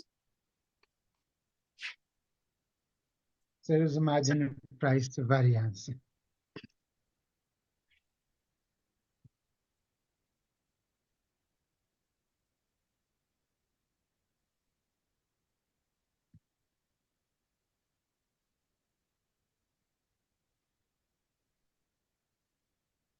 So what we are going to do,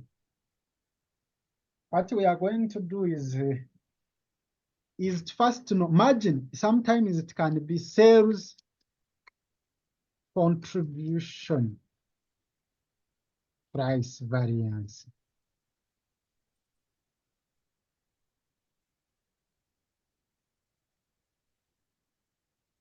Where you have margin, they can put contribution. So when you're handling this kind of variance, you will need to do a working first. You will need to do a working first, and that working will be for, you will need budgeted contribution.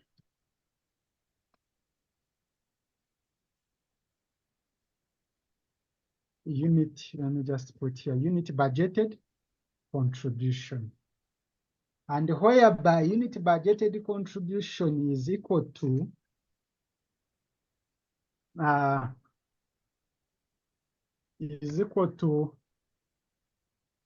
budgeted unit selling price. Then you subtract budgeted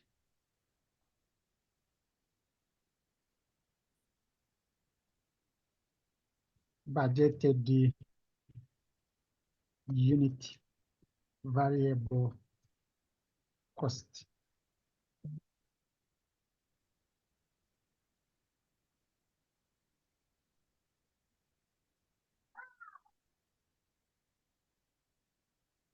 Do we have budgeted unit selling price in the question?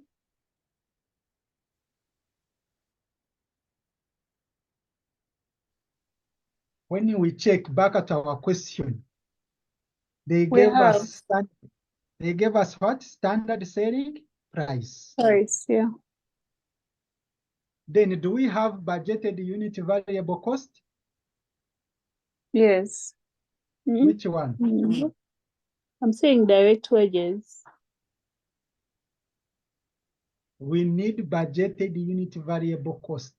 Remember, variable cost includes direct materials plus direct wages plus any other variable cost. So what you do to get, you just get this plus this. The budgeted one. We only have direct wages. No, we have. Colleagues, These are costs. Are you seeing this word? Yes. These are costs per one cake. Per one cake. These are costs you incur. So you will get for direct material this plus this plus this plus this. Or another person can say, since I have standard cost as this figure,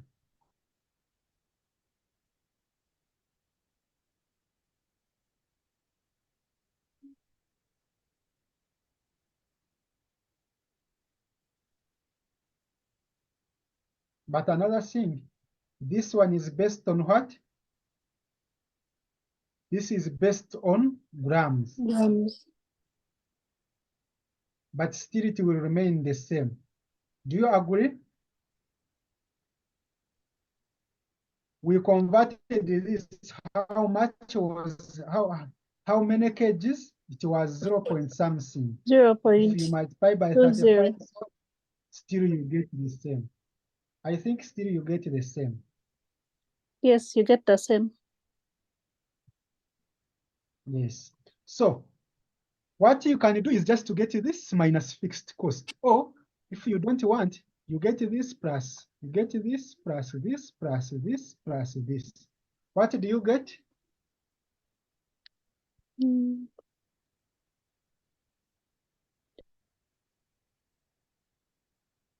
4,520.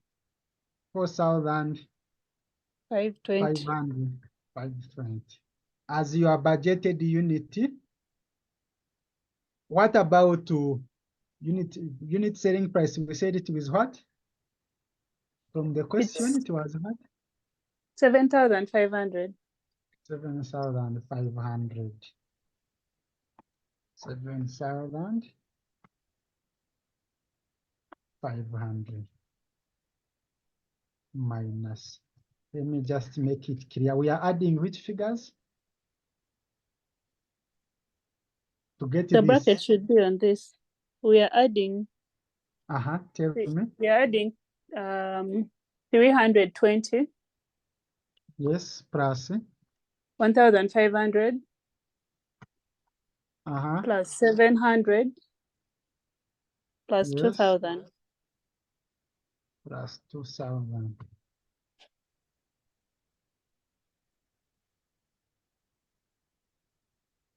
And this is 7,500 minus what was the total of everything in the bracket? 4,520. Perfect. And the final answer? It's 2,980. 2,920. Let me 80. hope that's It's 980. 980. Let me hope all of you have this as your budgeted contribution. This is per cake. This is what you expect.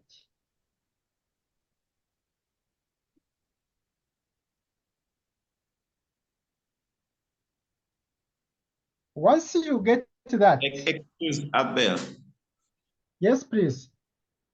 Where did you get the 320, the 1,500, 700, and that? And yet the formula is budget unit selling price minus budget unit variable cost. Yes, and when you observe, we have budgeted unit selling price in the question as 7,500. That is standard selling price. It is here. Are we together?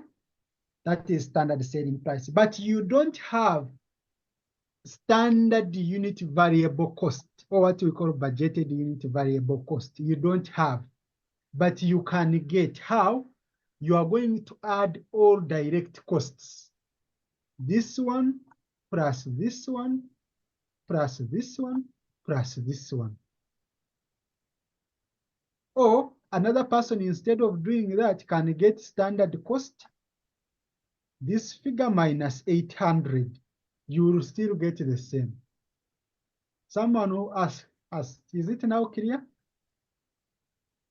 Why we are doing this is to get budgeted unit variable cost.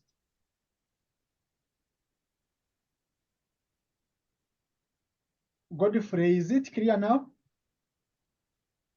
Clear now. Perfect. If you get standard cost, the way you have standard cost, this one, this figure, minus 800, you will still get unit variable cost as 4,520. So it depends on how you want. Then once you get unit budgeted contribution, you also get unit actual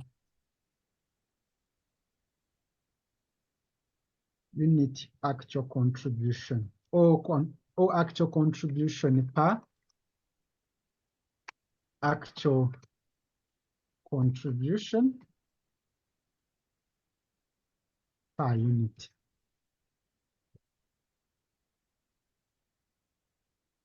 By getting actual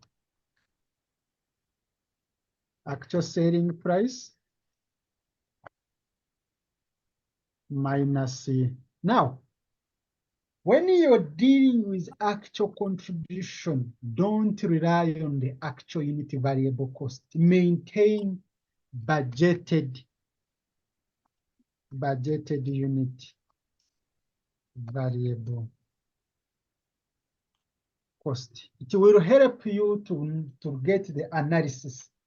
It will help if you rely on because we assume that the analysis you're doing is basically based on your original budget. Is based on your original budget. You're just flexing the selling price. You're not flexing the actual variable cost. You don't need to change this one. This one will remain the same. What will change is this one. Do we have actual selling price in the question? We don't have, but we can get it. What we have is total revenue. And we have sales output. So get total revenue divided by the number of cakes, sales units. So this will be 66.4 million. Then divided by 8,000 cakes. We get 8,300. Then we subtract. What was our budgeted unit variable cost? 4,250.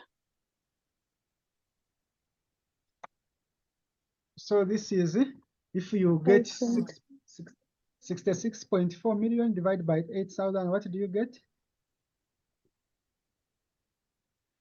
You get 8,300.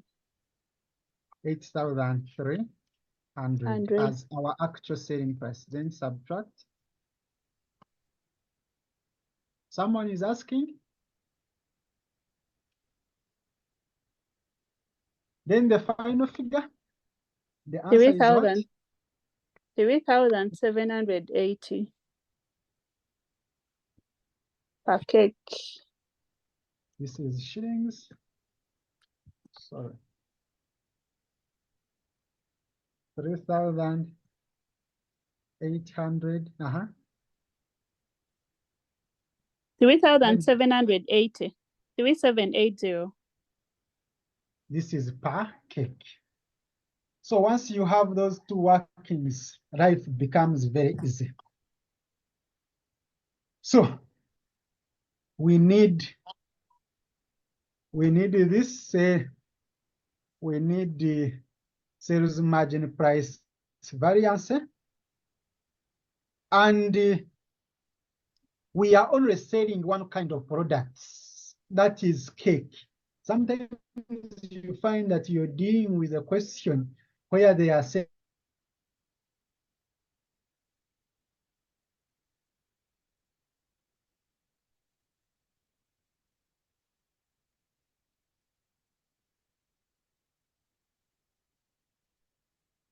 1 cake. You expect to receive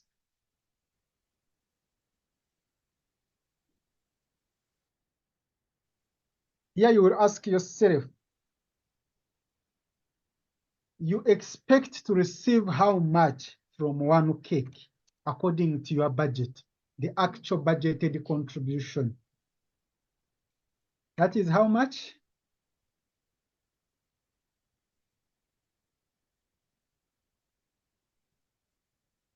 Colleagues, we have calculated it. That is It's 2,000. 2,980.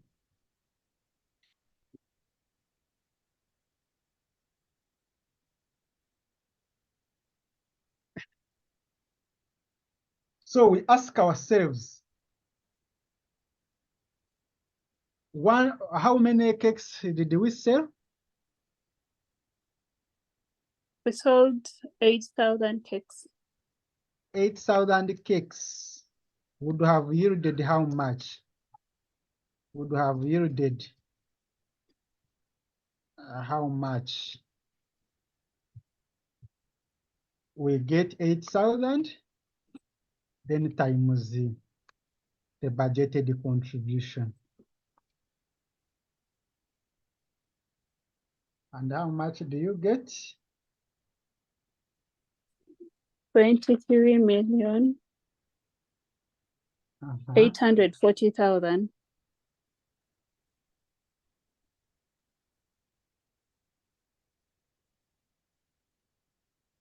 But actually yielded how much?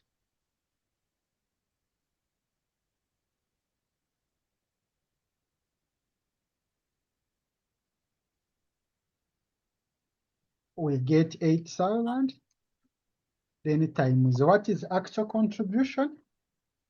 3,780. 3,780, this one. And when you multiply, what do you get? You get 30,240,000. So the question is that favorable to the side of company or not? It's favorable. Because you're talking about sales, you expected this, but you received this. So that is favorable. This is favorable.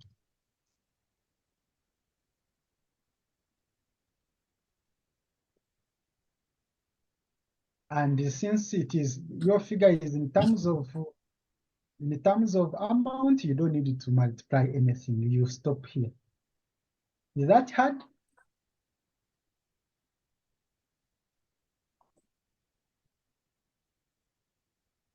Where did you get 3,780? 3,780 is here. 3,780 is here. The actual contribution. This 2,980 is budgeted contribution.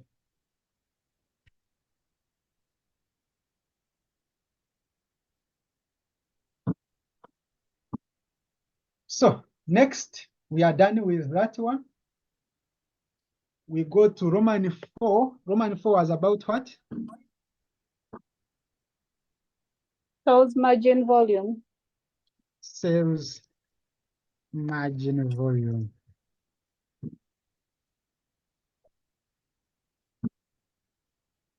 Sales margin volume.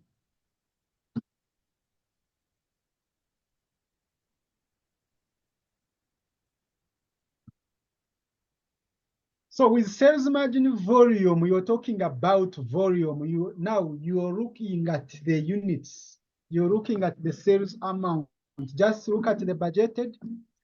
This is budgeted sales units.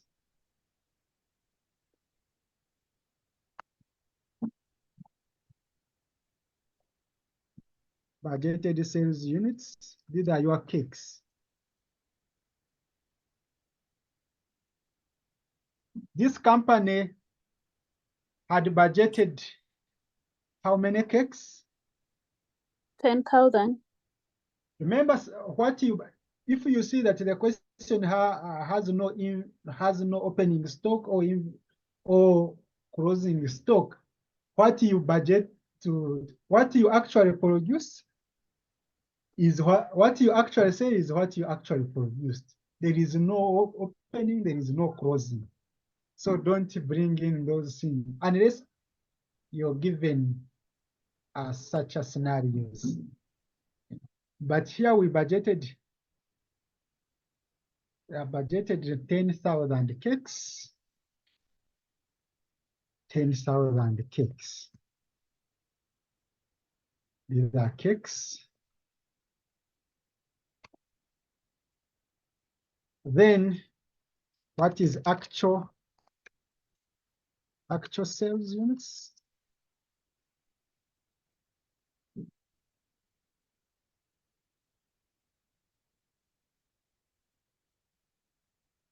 Actual sales units are how many? Actual cakes. They sold how many? 8,000. So, according to volume, according to output, is it favorable?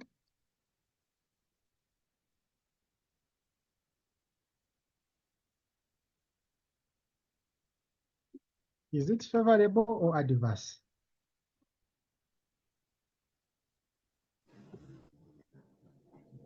This is budgeted sales. This is budgeted I think sales. it's adverse. This is actual sales. So is it favorable to the side of company? It's not. It's adverse. It's adverse. So we get this minus this. These are cakes, but your variance is adverse. But we don't report in terms of quantity. We report in terms of amount. So here what you are going to multiply when you're dealing with sales, you're going to multiply with unit budgeted contribution. And that is showing how much?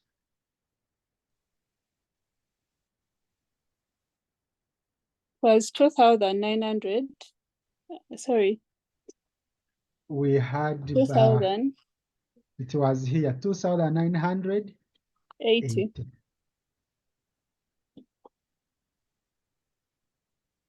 And finally, the variance in terms of amount is 2,000 times this figure.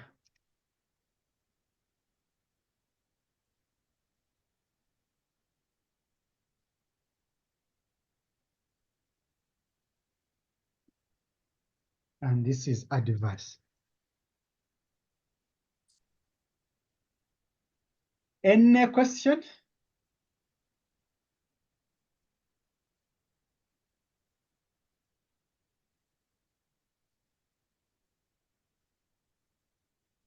Do we also contribute, calculate it with the what? The actual contribution? No, that's all. That's all. All. Yes, that's all. So colleagues, when it comes to standard costing, or what we call variance analysis, you will find that people use different ways to answer the question. Some people use formulas and others use this method. So if you're reading other books, and you find that they are using formula, don't say they are wrong. They are correct. But you need to get the ways on how you can present it. And now imagine you are, it's hard. Sometimes it's hard to know all formulas for these variances. It's hard. But once you know the presentation, once you know this kind of presentation, it becomes hard. It becomes very easy. So it becomes very easy because you don't need to cram formulas here. You just need to know, oh, if I'm dealing with sales margin volume, I compare budgeted sales units with actual sales unit. The answer you get, it's not in terms of amount. So what can I do to convert it in terms of amount? Full stop. You will see things coming out clearly. You will see things coming out clearly.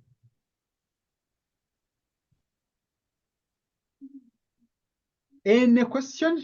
It seems we are done with the number. Unless if there is a question. But we will discuss more numbers, or we'll make sure that we discuss many numbers. Any question?